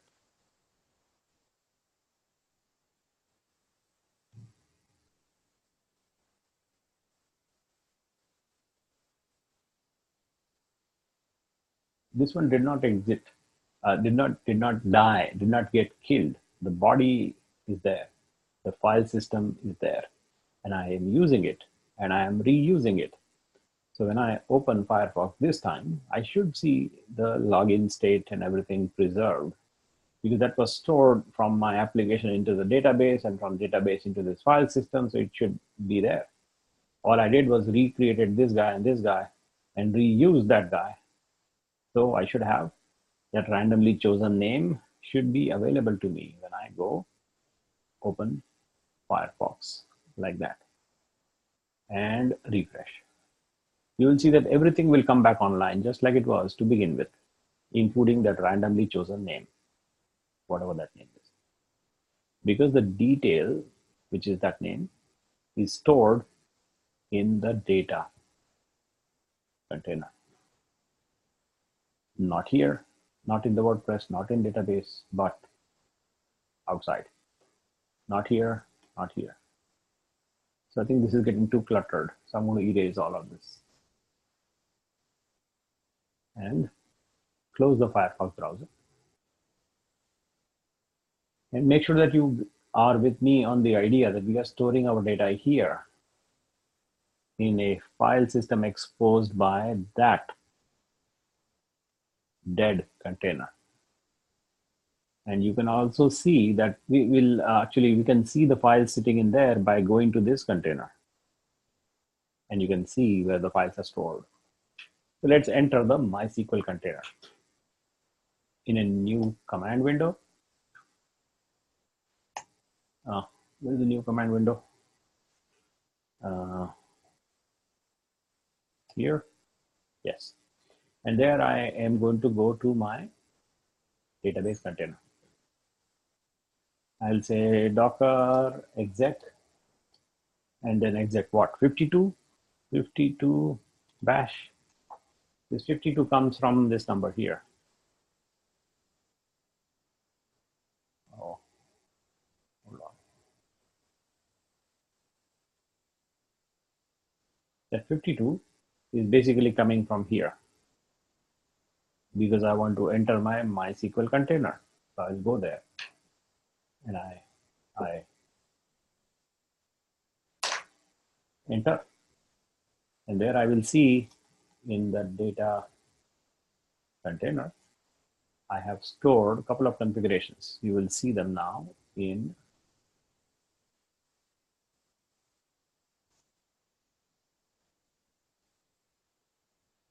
one thing to check is the volume from section, this data, volume from mounting. This mapping you can see now in the database container, which is the second one, which I have entered here. In that container, you will see if I go to my location called var and then lib. Let's see what do we have. We have MySQL there. So we go to MySQL, and that is the place that we are actually in the other container called data. You see the timestamps, and you will find out what the timestamp for this is what we are looking at right now. All these content that we have are stored in that folder exported by the other container, which is the data container. You will also see here that apart from this, there is another volume mapping in the MySQL Server container. That volume mapping is your conf.d configuration, which is this custom configuration that I injected into my container, and I am allowing a bind address, which I will explain what that is. And that you can see here in this machine, sorry, this container. You can see that in, where is that location? The location is etc MySQL conf.d. So we will go there, etc MySQL conf.d, and there you will find it. This my custom configuration shows up because I mapped it like this. That file, which is in that folder here, actually here, shows up here. This shows up here in the container, but it's actually sitting right there in the real computer in that folder. And what it does is something that you will relate to from the previous chef exercise. Is this peculiarity of MySQL. It expects users, by default, it expects users to be local on the machine, on the container. And only then it will allow on localhost with a password. But if you want to go from another machine here and connect, then you need to have a $sign allowing connection from other machines in the MySQL database configuration, as you allow permissions from other machines like WordPress container.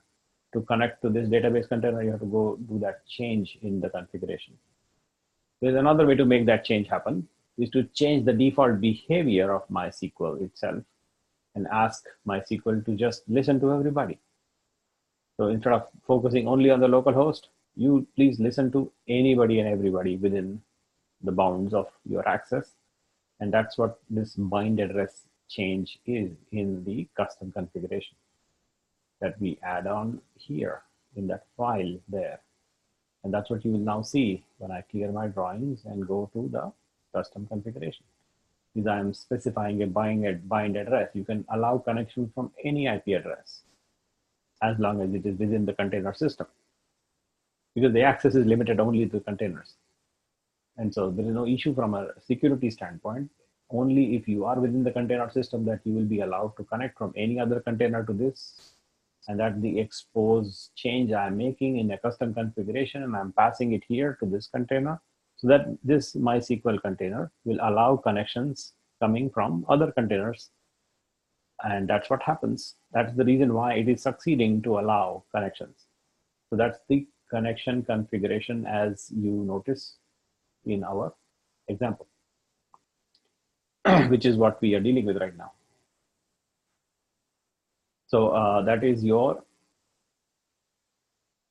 Docker files custom configuration and your data stored in a separate volume coming from this container that you saw. We'll now examine the WordPress container. And This is not that. So I will leave this container on the side here and open a new container, or rather new command line, and connect to the container called D79. So Docker exec D79, give me a bash prompt. So I got it. I got a bash prompt in the WordPress container this time. This one. I am in there now. So I see that I have a var www html, and in that folder I'm showing WordPress. This is your WordPress content, and this is your WordPress configuration, which stores information about how to connect to the database. And this is your database container, this one. And so you will see that it is able to connect to the database because this configuration shows that. We'll go and edit that file to see what it contains. Here we go. VI may not be there, by the way, because this is just enough containers, just enough machines, so VI may not exist. But that doesn't matter. You can always cat it. And you can see the configuration for WordPress. And you will find it contains everything that you would expect to see. And I'll point out to you what it's expecting to see. One of them is the idea of the username. The database username is user. Why is it user? Because the Docker file says so, or Docker Compose file says so, user. So this was picked up from there. The database password is password. Why is it so? Because the Compose file says so. The database host is called MySQL, because that's what the Docker file wanted to call it. The actual name of the container is different. This different, but the host for MySQL will like to call it MySQL. So WordPress will call it MySQL. You can't call it whatever you like. So this is whatever you like. That name is whatever you like. Oops, undo. Yeah, that name is whatever you like. And similarly, the database name is what you specify here. Or it sounds good. And that will be picked up right there. Sounds good. So this is your WordPress configuration. This is how this WordPress is able to connect to the database server, because you specify these details right here in the configuration itself. That allows WordPress to connect to the MySQL container using these credentials called out here. Secret is the password. No, this is the root password, not the database password, but the root password. The password for database is password, not secret.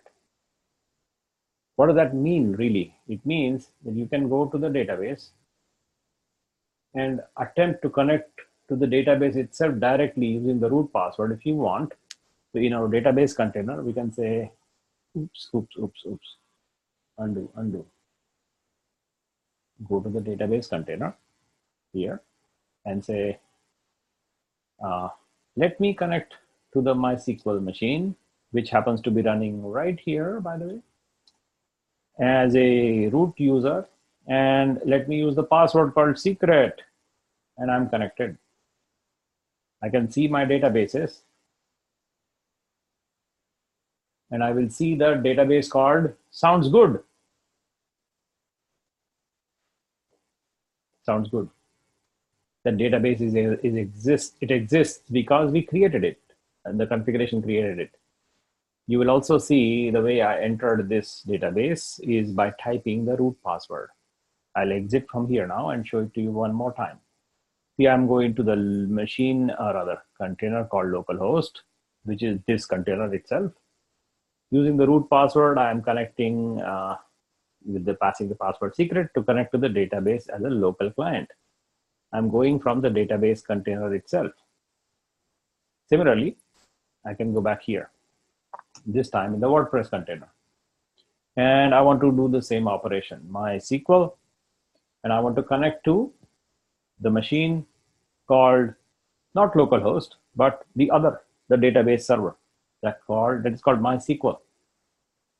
Now that's the name we use. The WordPress container calls the other guy MySQL. That's what I will call it. You can call it whatever you like. Like you can call it whatever you like here, but I will call it MySQL. That's what we promised. That promise should be held true now. Let's go see. I will call it MySQL. I will log in as the user called user. And I will log in as, I log in as the user called user. And I'll log in as the password called password. And please let me connect. And it says MySQL command not found because the client software is not installed, which is, a good thing, but not good for a demo. It doesn't use the MySQL client to connect to the database. It uses PHP, and that's how it connects. Doesn't use the MySQL client. So we don't have it here, but I'll install it like that. And then test it out. So it should succeed, but currently it is not because it doesn't exist. So I will now install my SQL client. Oops, I should say apt install. And it should install the MySQL client, and then we'll retry the command, and that should succeed. I mean, it will succeed, I hope. So now we'll do it again. MySQL client, MySQL. Please connect to the host I call MySQL. The host that I know as MySQL. In fact, I can even ping MySQL. A ping not found. These are, containers are so tiny that they don't even have things like VI and ping, and basic tools are missing. We don't need them, so we don't install them. So even the MySQL client was missing. The ping did not work because that's okay. Let's go focus on MySQL and use the host that I know by the name MySQL. And I want to connect using the user called user, because that's the username. So I'll use the user called user and a password called password. And please connect me to the databases that I have permission to access. And that sounds good. So here, show databases will show me only the schema and sounds good. Here, schema and sounds good, as opposed to the database server. When you access using root and password, you see the schema, the performance schema, the sounds good database, and the MySQL. All of them show up like here. This is the direct connection to database using root access, like this, root access. We can also connect from the WordPress to the database using root access. It should be permitted. And so that will be MySQL minus host that I know as the machine that I call MySQL. It may have a different name, but I call it MySQL. And I'm going to connect that machine as a root user with a password called secret. And let me in and show me the databases. And I should see all databases. Typing mistake. Databases. And I see all of them, including sounds good and information schema, performance schema, and the MySQL core database itself. So from a permission and access perspective, things are working out okay. You understand the WordPress running already. You understand database running already. And this is the idea that I am highlighting one more time, is the name may be different, but I'm going to call it MySQL. That's the reason why we use that name here in this command. That's how that's how WordPress knows where the database server is, even if you call it whatever you like. It doesn't matter.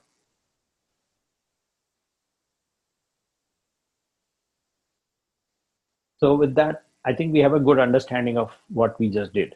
3 containers.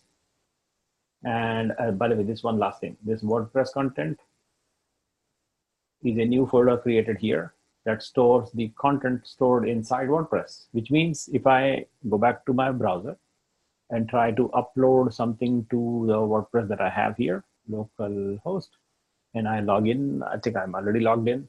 So I will now maybe log in, not logged in, so log in again. And password is 123, so log in. And then here I create a page, a post. In that new post, I'm going to say something here, something like this. And then I add some media. And what media do? I add some files, and the file I want to send is maybe this file. So I'm going to upload something here, right? So I'll find if I have a picture or something.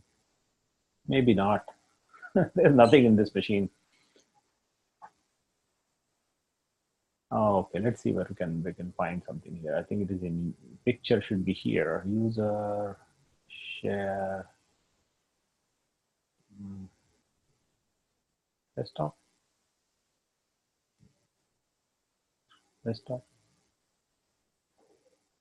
Well, I cannot find a picture quickly, so what do? I cancel. And instead of uploading a file, why can't I find a picture here? There has to be a picture somewhere. Pictures? No. New picture? New? No. How do I get a quick picture in my machine? I download it from Google. How about that? So let's go to Google and download whatever picture I see. So this picture is a good one. Maybe I just search for a cat. And then I download a cat picture and upload it. So there is a cat picture. So file, save image as, that's the cat right there, index JPEG, save. And now I will use that image to upload it to my new website. So here it is, select files from the downloads folder called image, and that goes into my WordPress, insert into post, and I'm creating this post and I'm going to save it now, publish. So this new post gets created in my WordPress blog. That's it, that's the picture. What you will see that this picture is called index JPEG, and it should be visible to you in, you would think, in your WP content, right? And yes, you will find it there. You will find that it is in the uploads folder. And in the 2018, 11 index, 2018, 11 for November already, is it? Is it November? Oh, it's November in the UTC time zone. So that's why it is November. And here is your index JPEG. That file is in that location, var www html wp content uploads 2018 November. But that's the container. That's not where I'm storing actual files. My files are being stored by this mapping. WP content is mapped into this folder called Docker files WP content. So that means when I go to the WP content folder in my actual machine, go to the uploads folder, I should find 2018 11 and index.jpg. That is there. You could also see the same file system in your home, Docker files, WP content, uploads, 2018, 11, and picture of cat right there. And that's what you are noticing is what the result is from a properly done mapping. Is that even if now I decide to kill my containers, for example, I quit and quit, then I go here and quit, and then I clean up on these 2 containers. I don't want to delete my data, so I'm being very careful. Docker ps-a, Docker ps-a, and I want to kill only the containers for WordPress and MySQL. So I'm saying Docker rm-f, and I'm going to kill D79 and kill 52. 52. So those two guys will die. The third one, 3FA, will not be killed, which is goodness. And now I have two dead containers. The dead ones are gone. This is the only one remaining that I'm going to keep. It stores my data in the database. Now, if I open WordPress on localhost, I will see nothing that's expected. So you can actually check it out that I open WordPress localhost and I see nothing like expected. Localhost shows nothing, unable to connect. Refresh, unable to connect. Fine. I'll come back here and I'll say Docker compose up. So it brings it up. And then I go back to my localhost and say that I want to try again. So what do I see? Try again. And what do I see? Hello. I said try again. So show me something now. Don't fail on me, demo. There it is. It's coming. It's coming. So this site is there with the cat. So we did not have data loss. Absolutely no loss yet. And that's the core idea I want you to take away. Even if you are running containers and killing them, you can not afford to lose data, which means you should be very, very particular on where you are storing your data. Like in this example, I'm storing my data in this WP content folder outside on a real system, which is specified in my Docker Compose file like that. I'm storing my data here on a real machine, actual disk, not a container. Storing my configuration outside, storing my data in the database outside in a separate location, which is like a makeshift location for a demo purposes, but this is actually another container. So if I kill that container, I will actually have data loss. And you will see that when I kill them all. This time, kill everybody. Here we go.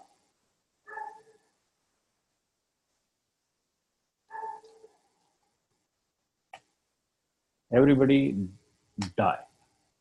Everything dead.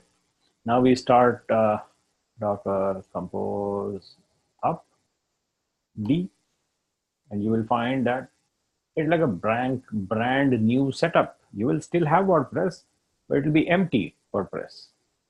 So let's go see it, check it out here. Localhost, brand new empty. Come on, show me. Yeah, there it is. So brand new empty WordPress, nothing in, no data. We had a complete data loss. That is what you should avoid. So don't lose data by making sure that you know where you're storing your data and keeping it safe and keeping it separate from the machines you usually kill, from the containers you usually kill. That's the idea. So that's one exercise. I will now take a short break and we'll resume the exercises. There are more, there are a lot more. You will probably see that I am doing non-stop exercise after exercise for the entirety of the boot camp, and you will get tired of me. So anytime you want to have something different, just tell me, like, do this or do that. That's totally welcome. But I will be going through exercises after exercises of, ad nauseum, totally, unless you want us to take a different route, in which case you need to tell me that, stop this command line business. I'm tired. That's okay. It's okay. We have something else also for us to discuss, which are like conceptual ideas, and we'll do that. For example, I'll just illustrate some things for you. For example, and I'll take a short break also, by the way, before I forget. So the ideas that I'm going to talk about is the idea of, these are concepts, and I'll of course cover them also, so we don't have to worry about those ideas. But here is the idea that I just searched for. And this is a website called Amazon, whatever it's called, Architecture Center.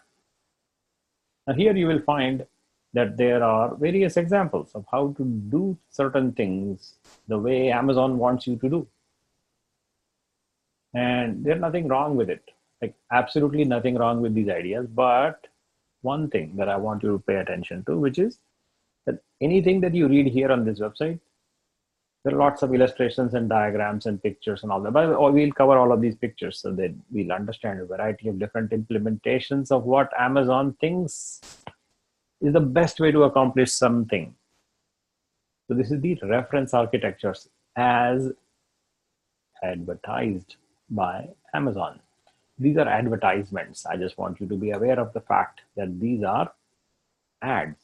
We'll be looking at, they're good ads, nothing technically wrong with them, but just remember that these are advertisements, which means they will make you believe that this is the right way to do it. And in the process, they'll make you believe that everything in Amazon is the best way to do, which is not true, by the way, not true. So that is the one thing I want you to remember and take away, that anytime you read a company document, it doesn't have to be the only way. There are other ways, always. That's the one key thing I want you to remember, that these are good, but they are advertisements. They will want you to buy Amazon services. Nothing wrong with advertising. It's their website. I mean, they will do that. That's a good thing from their perspective, but I want you to take this one thing away, that all of these ideas are good, and we'll cover all of them, discuss all of them, absolutely. But they are going to advocate the idea that this is Amazon is the best way to do something, which is fine. Just take it with a pinch of salt and move on. Take the good parts from here, and then you think what is right for you, for your customer, and use that, not what they say. Of course, the drawings are good and ideas are great and all that. We'll discuss these things. That's the Amazon reference architecture. Just like these guys, everybody else, what their salt has produced reference architectures from other companies. For example, here is Azure architecture. And so we'll go and, come on, what did I type? What did I type? Architecture.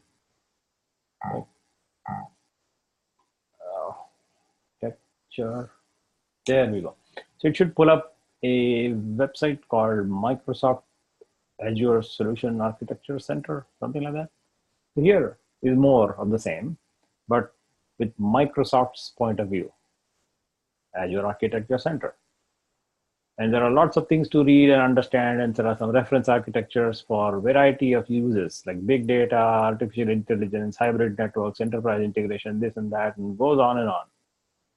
SAP, serverless, VM load, workload, it's nonstop. It just comes on. And so every company you think of, like let's say Google architecture, Google Cloud architecture. Let's see, what do we get? So here we have another website called, oh, there is a certification program called architecture certification. Fine. That's their certification program apparently. And they don't show you some study material. There is a fee for $200, whatever. But bottom line is that we want to understand how do businesses use these clouds to construct whatever is necessary to run their business. That's the underlying idea here behind. So I want to actually give you this link because I want to cover them all. And I want to discuss these underlying ideas with you so that you get a good idea about what the best practice for implementing a variety of solution sets. For example, here are some. Like web application hosting. Look at this picture. For content media serving, look at this picture. And, batch processing, and fault tolerance, and large-scale processing, and advertisement serving, and disaster recovery, and file synchronization, and goes on and on. So for use case, what's the best way to accomplish that idea in the context of using a cloud? We'll discuss that. The pictures here will show how to do that in the Amazon cloud. What I will do is I'll give you the other perspectives of how do you do this in the other clouds. How do you do it on your own cloud in your company, internal to you? So you don't even have to use a cloud outside. How do you do it, just with plain Linux, using open source without having to rely on anything else outside? Just get machines and run open source products. And how do you accomplish the same yourself? You can also, we'll discuss those things without relying on custom services from outside. We'll find out and understand what these things mean and see how we can make use of these ideas in the best possible manner for our customers. So that's what we'll discuss. That's the picture that the website I want you to bookmark, and we'll refer to it again and again as we need to discuss certain ideas. So with that, I will now take a short break. What time is it? Oh, we have 30 minutes left. Okay. So break starts now. I will now start a timer for the break. Where is the break timer? Here we go.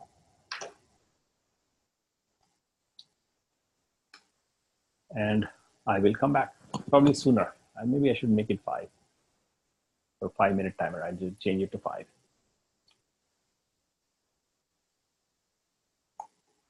So reset and 5-minute timer starts.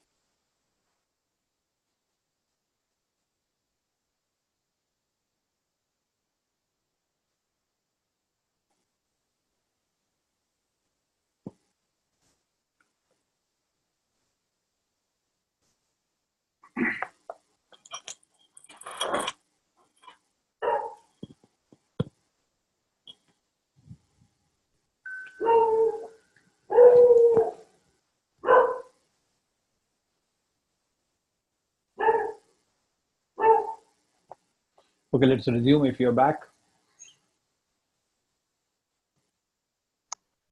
I'm here. Okay, sir.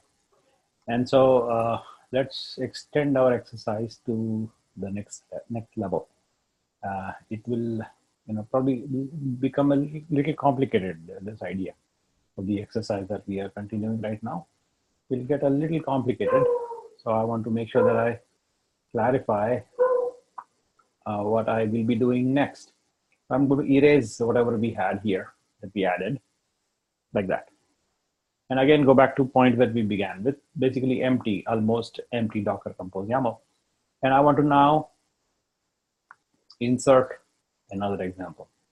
Now this example is a little complicated. And as you can see, it's a long example with 86 lines. But it deserves enough attention or time to understand what's going on. And we'll discuss that. But there are some couple of building blocks that we need to cover before we discuss this idea. And so, or rather run this particular code in Docker Compose. So I'll grab this, by the way, all of it, and paste it in that empty file we had to begin with, which is the Docker Compose YAML file, and fill it up with this content from the other example file called main example. And I will paste it here like that and save it. And now we have that main example constructed in our Docker Compose YAML. So we'll now use it. Using it is very simple. It's basically the same thing, except before I run anything, I want to kill everything that I had, and then I bring up my stack. So it will bring it up, and all of that will just function, but that will not help us with any understanding of what just happens. So that's what I want to focus on. It will run it, but without us understanding anything. That is not the point. So let me delete a couple of things that are not necessary anymore. So deleting that, it needs to be deleted from command line. Fine. So let this pull finish, and we'll then describe the concept and then redo the exercises. Right now you will see that it is pulling certain images. So that's what are listed out in the main examples segment, which is copied over to the Docker Compose YAML, which has various references to images, like for example here, and here, and here, like that. And so you will see that variety of examples are used, variety of images being used, and that's what it's pulling right now. And once the images are pulled and locally available, like another image, Postgres, another database server. So it is basically pulling all these things. Let it finish, and then we'll quickly take a look at what we are looking at, and then we'll try to understand what's going on, and we'll redo the exercise at the very end. It might take a little longer than today, so it might actually be extending to the next session, which is we have like 25 minutes more. So we'll probably try to cover at least the concept today and redo the exercise the next time. So let this download of images finish. So I will have a clean slate to talk about, and we'll discuss this idea. But I think let this finish. It should like take a minute more. And then once it finishes, maybe I'll just open a new terminal and operate there. The new terminal, and what I want to do is clear out some of the things that are not necessary anymore. And that clearing out is what I'm doing right now, which is I will clear the WP content folder.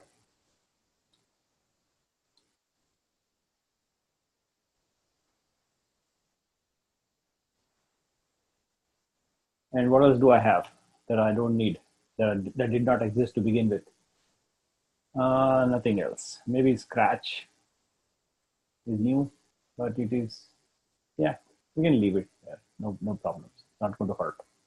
So that's what we deleted. Now we have our images available, pulled down, and a bunch of containers running already right now. We'll just examine it quickly. What do we have from a from an image perspective, and what do we have from a container perspective? We have these images, lots of them, and we have these images, these containers running, again, lots of them. You see them all running, and I will just kill all of them. So they're dead. We still have our images, and they're available. We can use them again if we need to. And using them is very simple. Again, just run Docker Compose up. And it just quickly runs it all in 1, 2, and 3, and done. So the running part is easy. Killing part is also easy once you have the images locally available. And run it again. It's basically a trivially simple thing to do. So not much energy, exercise, or time is wasted in doing that. Now we have containers running, and I kill all of them. Now I don't have any, fine. So besides the point, what is this exercise? What are we doing? What are we trying to accomplish? So what I'm trying to tell you is this idea, which I think we discussed in a different context before, but the idea goes like this.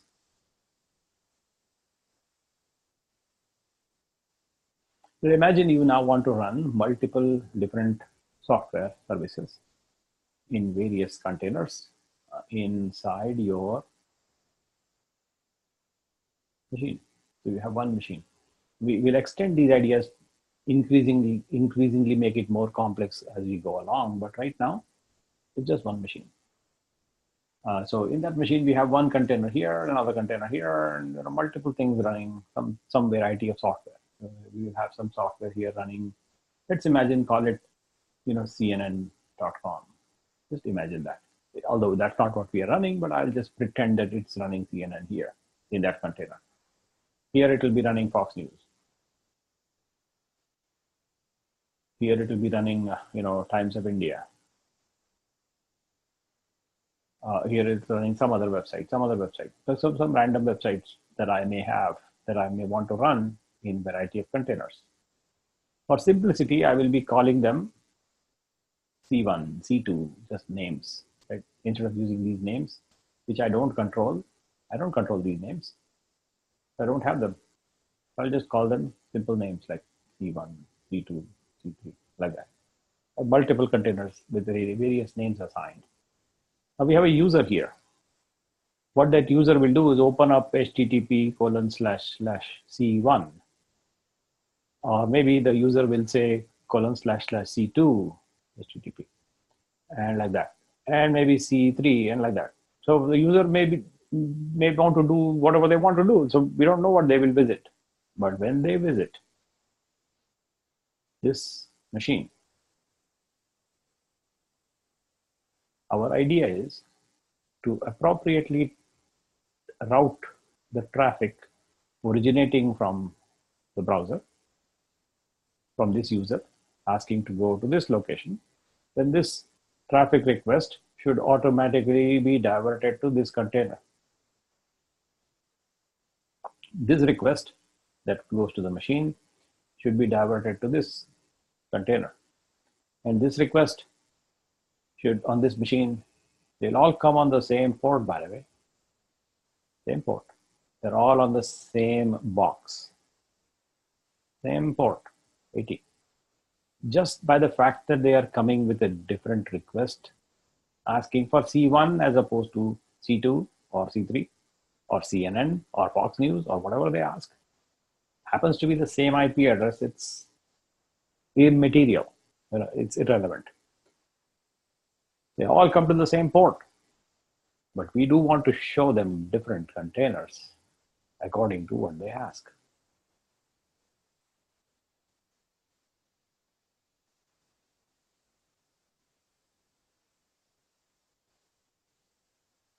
So depending on what the user is asking for and what the browser is looking for, they might hit the same IP, same box, same port, but different content gets shown to different people, or rather different browser windows.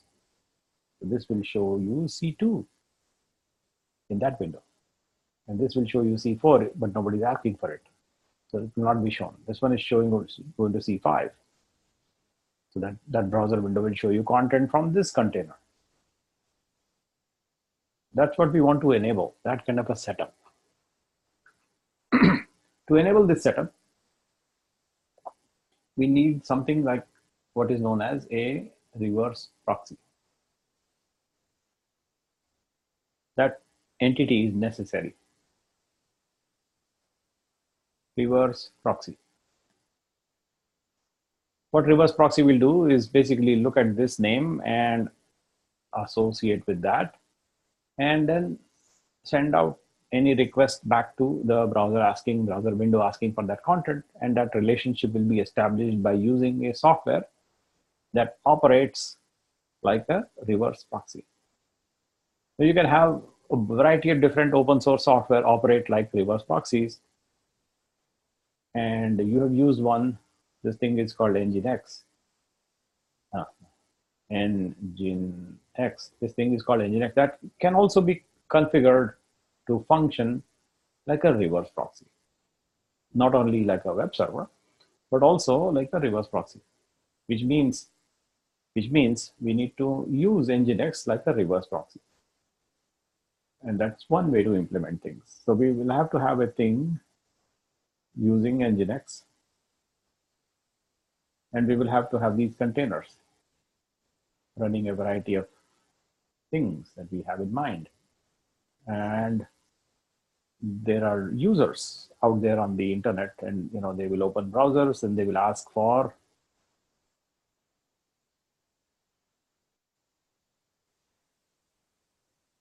whatever they have in mind.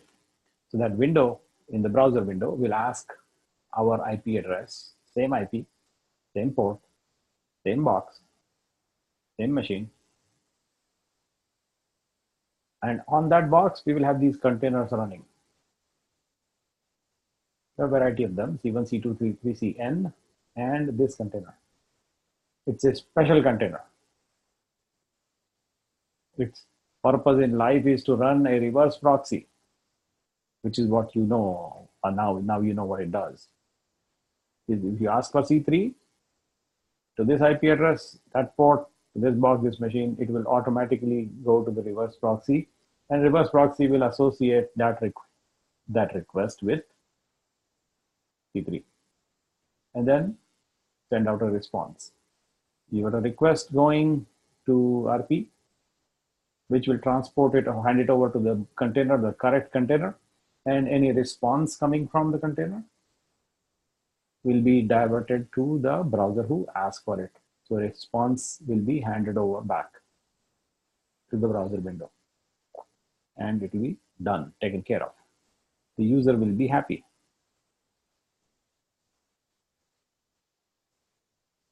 That's what we want to accomplish. So that's a reverse proxy idea. And yes, we'll use Nginx as a reverse proxy implementation. Nginx can be used to do a bunch of other things also. So reverse proxy is just one of the several things it can do, in addition to the other thing that you already know, which is web serving and reverse proxying and other types of things. So we'll discuss these things later on. But right now our focus is RP.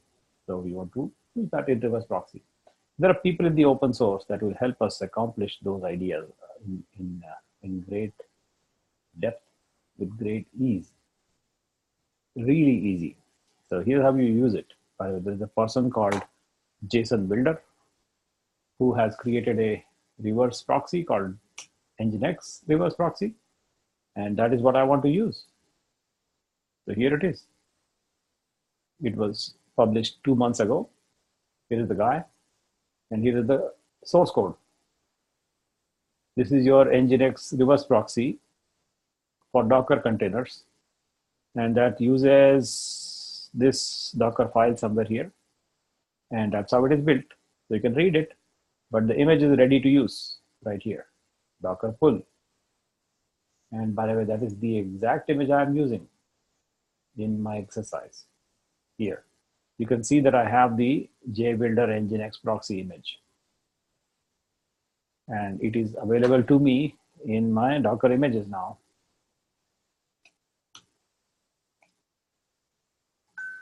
In my images, I have the JBuilder Nginx proxy image available to me that was pushed 2 months ago, as you know already, and it was pulled from Docker Hub in a previous step.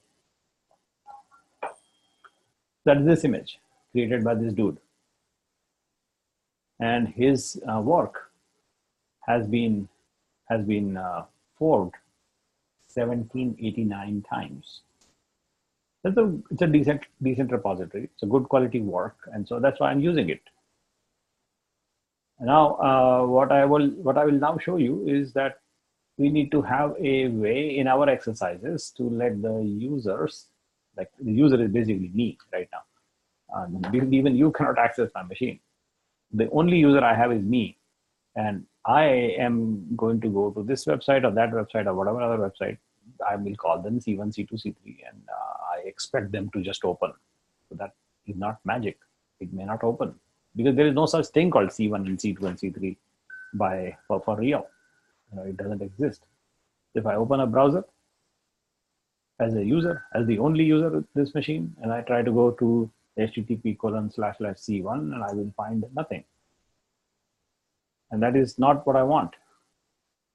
So what do I need to do to get to a point where I am actually, let's say, if I ping C1, see where it goes. So say ping C1. It's going to some random location. I don't want it to go to that random location. This is like custom to my setup in my home. So it should not even go anywhere. In most locations, if you just try to ping C1 and C2 and C3, it will fail. It should fail.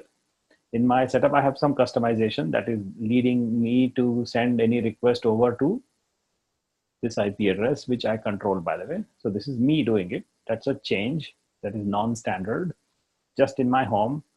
And that is what I want to override. In your machine, if you try to ping C1 or C2, you will see nothing. It will fail, unable to connect or something like that. So I want this C1 to actually ping the machine I'm dealing with. This machine, localhost. I can do that. What do I need to do to make that happen? I need to modify my host configuration. Something like this.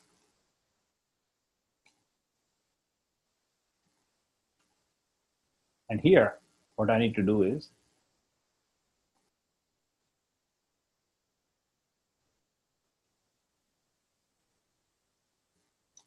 I need to write down C1, C2, C3, C4, C5, C6, C7, C8, any of the ideas that I have in mind. I just have to write down their names and then save. And then I save and I ping C1, it is pinging localhost like I expect it to ping. So now we are in business. Now C1, C2, C3, they all point to my machine where I'm going to run my containers. So if I go here and try to open C1, it should say unable to connect. And I'm happy to see that. And that's the correct pointer to C1. Goodness. Now, what I want to do is run that exercise.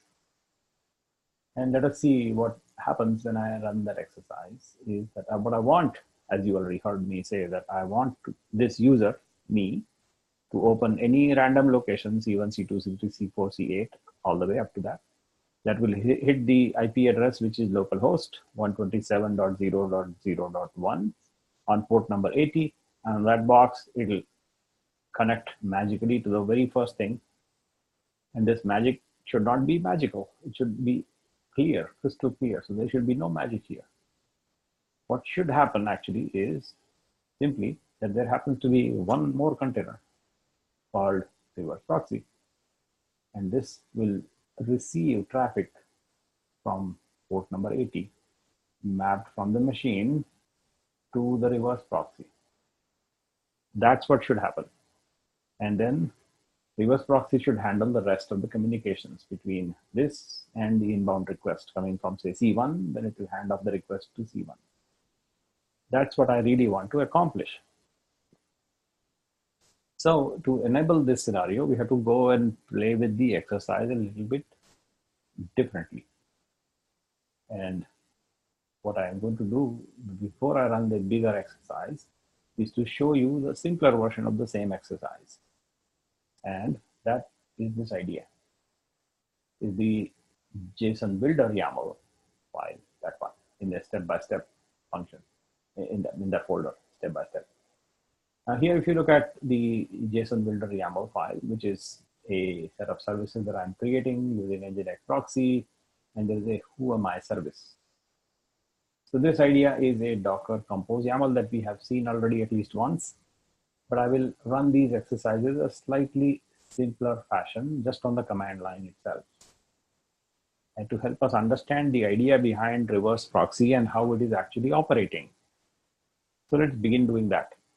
And I'm making sure that my machine is all cleaned out, meaning there are no Docker processes, and there are images that I know of, but I'm okay with that. And what I would like to do now is to actually execute the step-by-step instructions in here, in the step-by-step folder, beginning with the first one, the JSON Builder Nginx proxy creation. So that's the first step, like right there. That's what I want to run.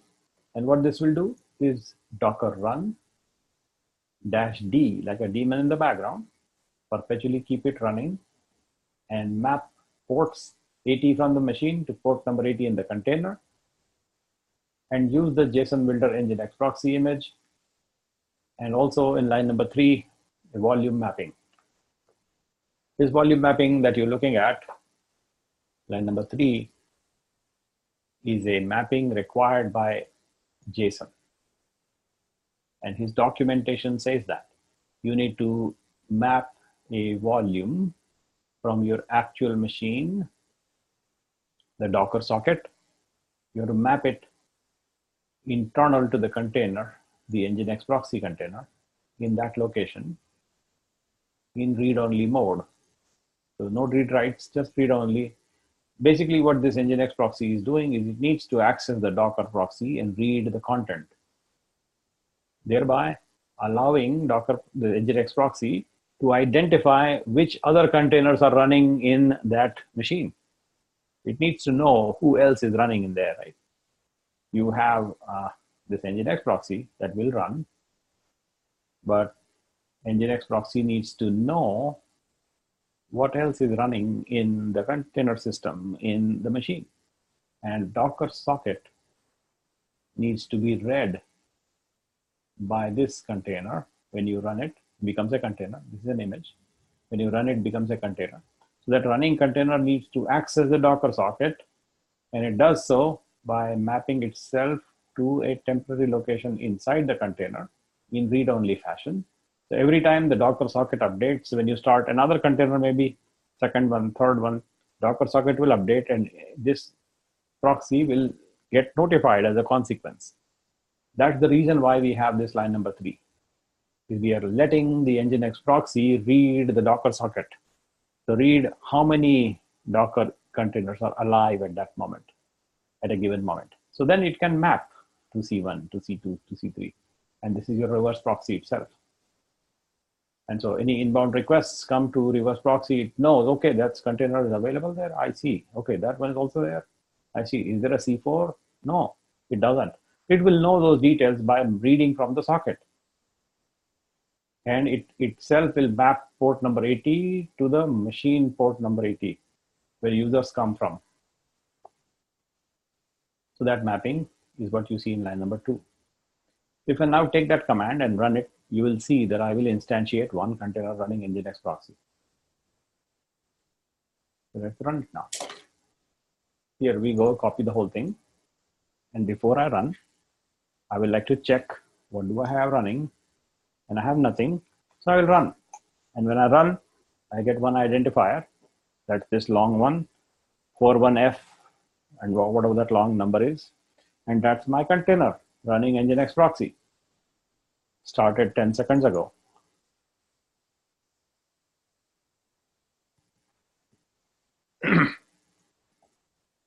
And let us now do the next step of this exercise. So we have a container running right now. I'll draw pictures for us to understand what we are dealing with in just a minute. So we have one container running, which is the Nginx reverse proxy that we ran using the command that you saw here, this one, the whole thing. Now we'll go to the next step of creating one more container, something else, some new container. So that's the Next step. What I'm doing is creating another container from JSON builder, and the container image is called who am I? Like, who am I? That's what it says. The answer is whatever that machine's number is, a name is. It will just say. That's the answer you will see coming up. So when I am going to execute this command, you will see that this is going to run a Docker container using this image called who am I in daemon mode. It will be assigned a name called who am I, and it will expose an environment variable. -E is an environment exposure, and environment variable name is virtual host, or rather I should say virtual underscore host, and the variable value is foo.bar.com, just some random website name. So that's the environment variable I'm passing in the runtime to this Docker container when it runs using this image. And that is another flag from the Docker environment. That is how Nginx reverse proxy by JSON builder is able to detect and associate foo.bar.com with this container that is being run. That association is defined in the environment variable called virtual underscore host. We'll now take this, copy it, find out what we have running right now. We have just the Nginx proxy running. We will now run one more container. And this container is the who am I container. The purpose in life of that container is to just tell you what the name of that container is. There's nothing else doing, it is doing nothing else. All it does is tells you the name. So we'll run that container, and it doesn't find the image, so it brings it down and runs it. So now we have that new image, and it's running right now here. So we have a new image running called 8f29 by the name who am I, and I want to access it. You know how can I access? Let's go draw a picture. So picture. So now I have this machine on which I am here, and I want to access the thing called foo.bar.com on port number 80. That's what I want to access. So I'll say, okay, give me that site. So it will send the request to reverse proxy. Reverse proxy is listening to Docker socket, and Docker socket will notify that there is another container called who am I, and it is running the who am I image from JSON builder, and it is exporting this port 8000. So there is something here available on port 8000. And so as soon as you request for this, it should know to go to this container because of the environment variable.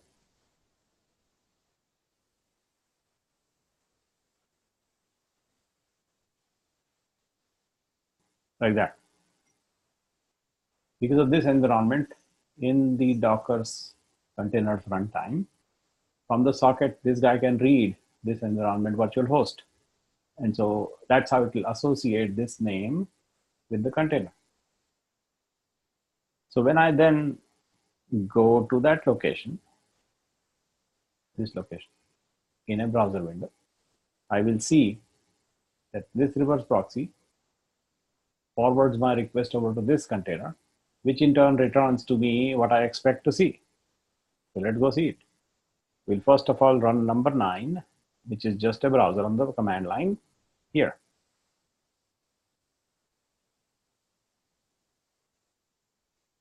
So I'm running it now. I'll say line number 9, run.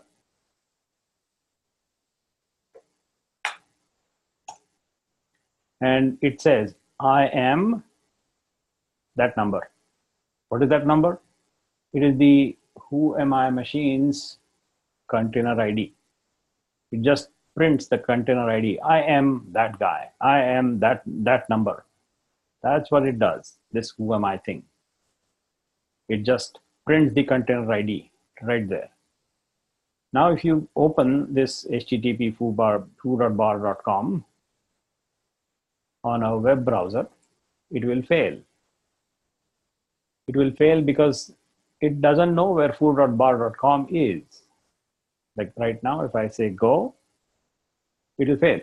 It doesn't tell me the answer that I expected. It will work only when I have the DNS entry correct in my host file, which means apart from the C1 and C2 and C8, I need to have foo.bar.com added. And now our Firefox browser will work. And it will show you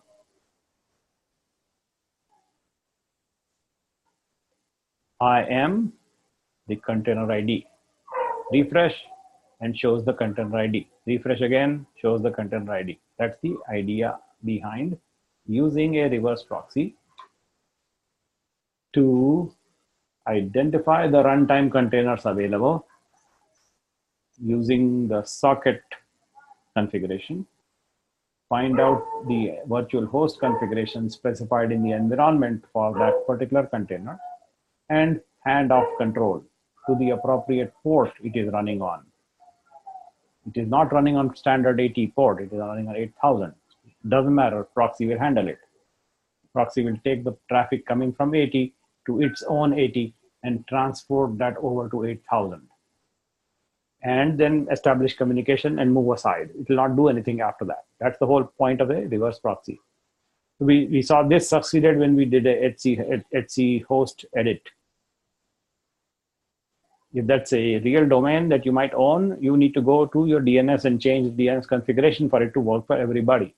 I'm showing you demonstrations purely on my laptop, just for me, not for you. It doesn't work for you. You will try to access, nothing will work. You need to run these exercises yourself on your machines for it to work for you. Otherwise, it will not work. If you try to go to this site, nothing will be visible. So having said that, let's go to the next step. I will now erase my drawing. And looks like we have timed out. Did we time out? Yes.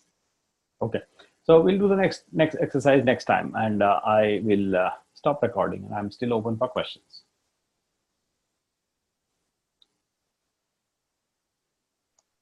I don't think I have any questions, Nilesh. Okay, no worries.